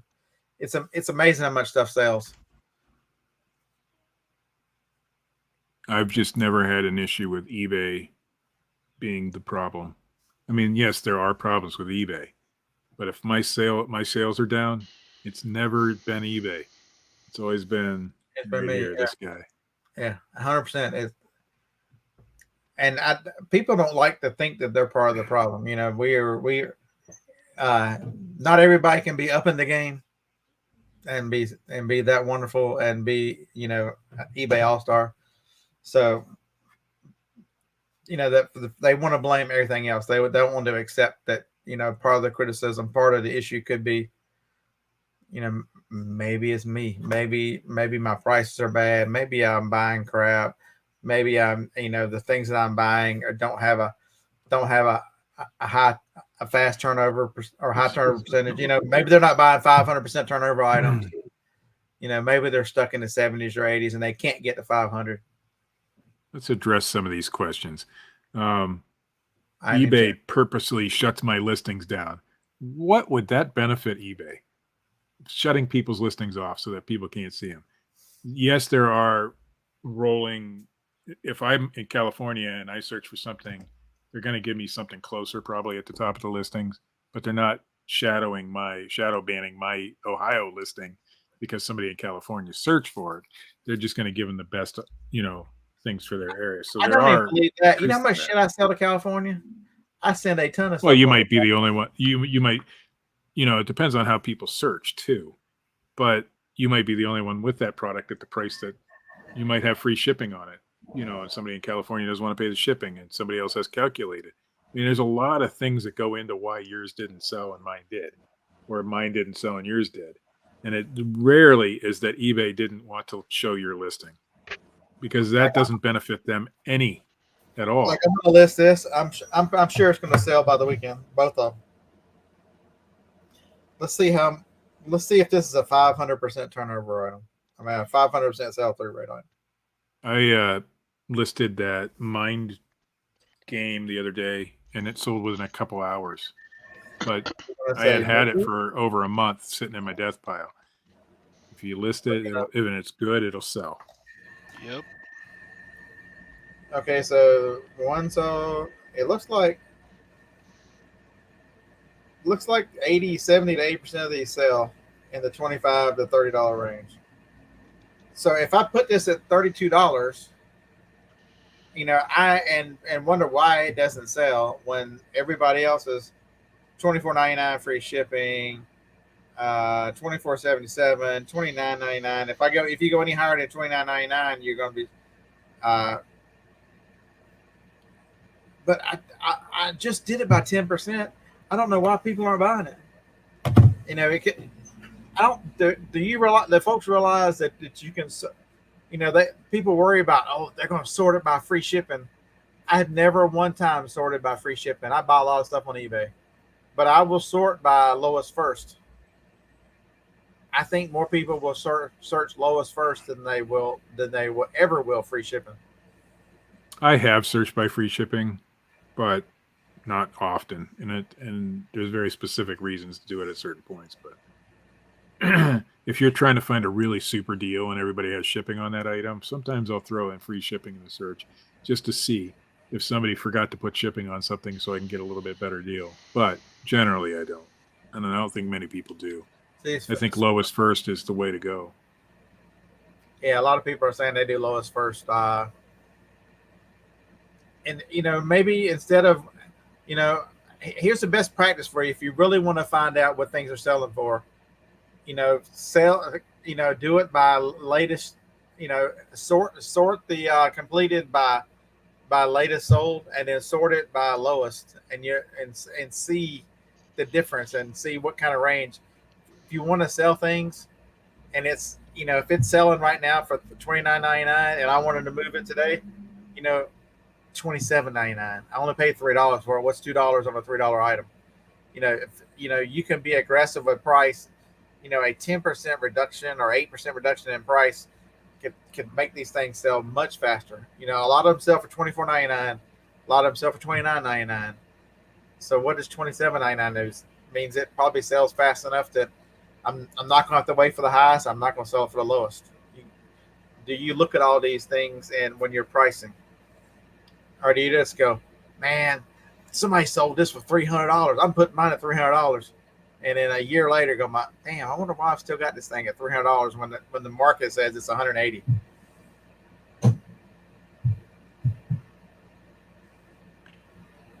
I just went through some of my stuff that has been listed for a while and realized that I priced it at whatever the price was going for then.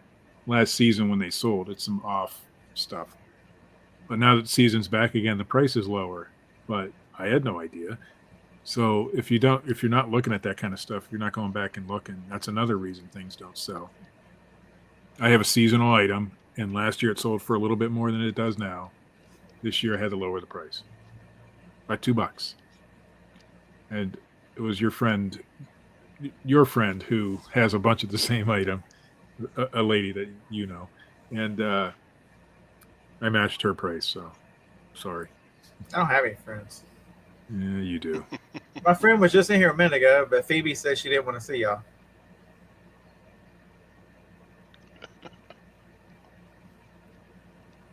So there can be tons. What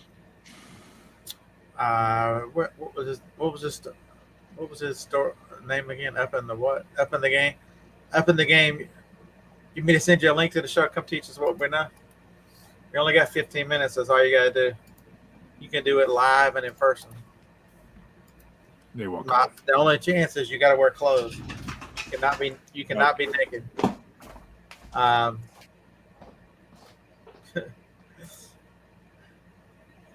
Victoria, they're just here to see what kind of train wreck happens every Wednesday morning. They're like, what is that idiot going to say today to piss everybody off? We want to see how many subscribers he loses on this video. No, we did pretty good today.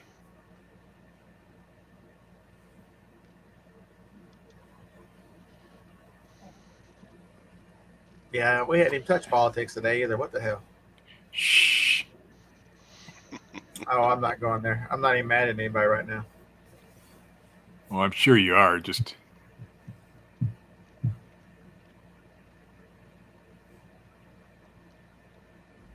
let's find a good map. Okay. Brendan, thank you so much. Ignore this.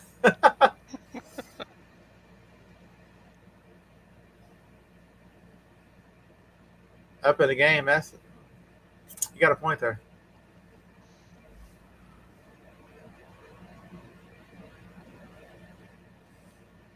You might be as sarcastic as I am. Damn, that's terrible. I think that's what's going on. To be honest with you. How are my Amazon videos coming? I haven't made one in a few weeks. I'm averaging the last 30 days. I'm at $128 the last 30 days, whatever that is. Not bad. It's free money. $4.25 a day. Only one rant and no politics. Hold on, you just take all the fun out of everything.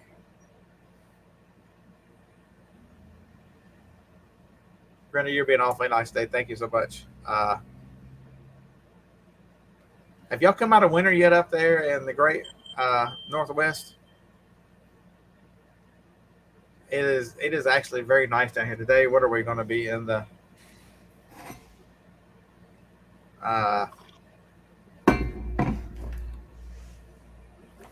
It says we're going to be 88 today. It's already 79. That's terrible.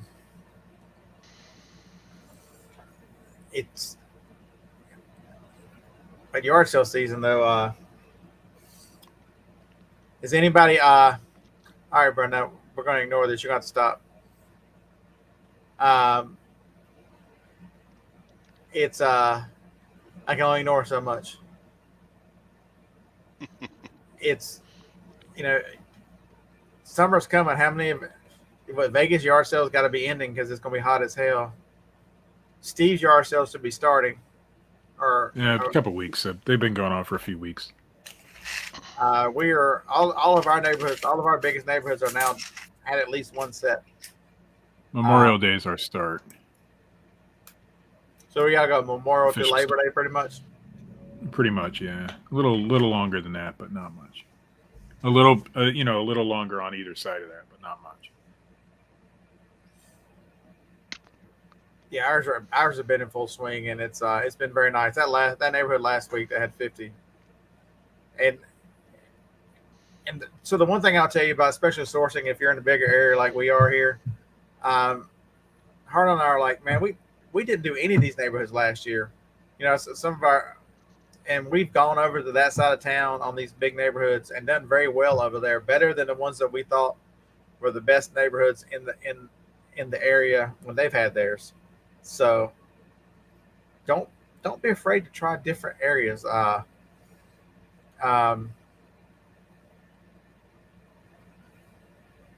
Yeah, no, I was about to ask you, aren't you supposed to be retired? What did that last 6 months? Were you officially retired 6 months before you went back?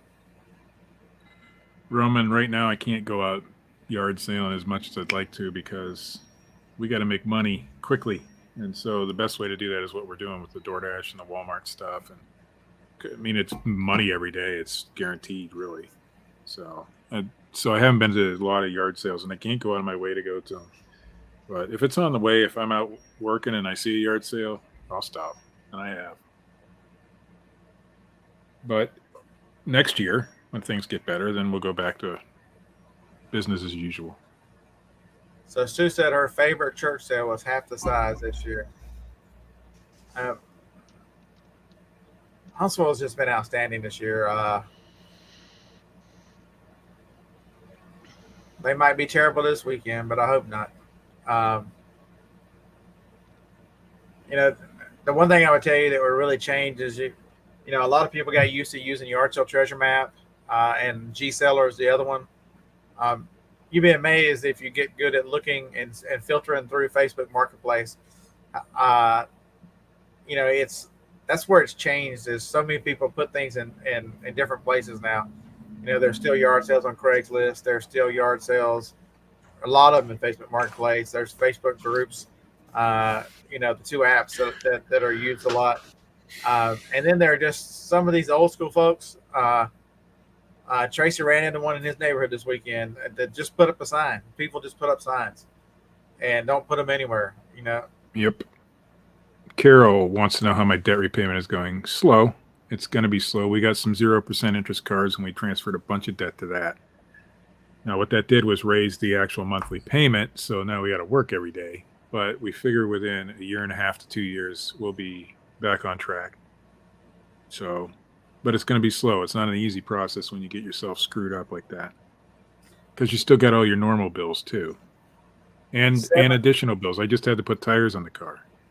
So 7 months. I was close. Paying you two to promote. Yeah. I think I get shadow banned, Brenda, so it's you're probably a lost cause. It's all right. John was retired for 7 minutes, so he's got you beat. Before he fired the person that was doing what he was supposed to. Yeah. Yeah.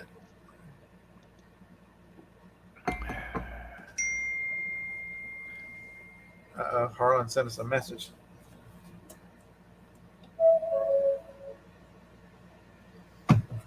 So anybody who wants to catch up with Harlan in Vegas, shoot him a message. He's going to Vegas Saturday. So if you're in Vegas and you want to hit all the strip clubs and the Pony, whatever that place is called, Harlan needs a ride. He doesn't have a car.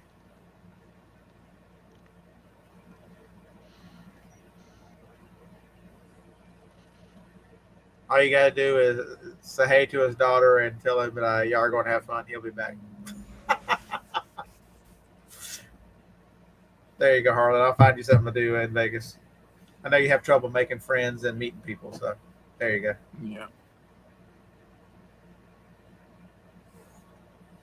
I think he's planning on when they get there. Was it a basketball game? The game 4 will be played, and Circa's got those TVs and all that craziness. Like, you live in Philadelphia, fool. That's the one thing we do know. You live in Philadelphia. Is Harlan bringing the short shorts? Does Harlan go anywhere without him? Shorts?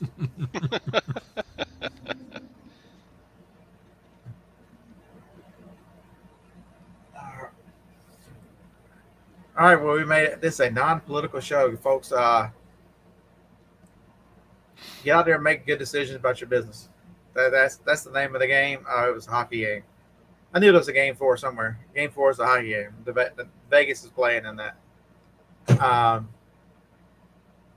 Lag has some videos of his basement set up. Yeah, right.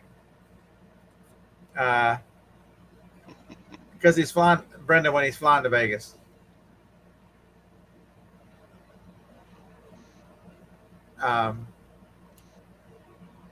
He'll be in Vegas for, I think he's there from Saturday to Thursday, if I remember correctly. Everyone have a wonderful week. I'll get a video out of the yard sales and some shipping videos. Kristen is in a lot of them carrying on. Thank you. I thank her if she makes it as far as she watches the replay. Y'all just see how much energy she's got here. She's a hoot in person. I mean, we carried on like idiots. Me and Harlan already carried on like idiots. We don't need any help with that.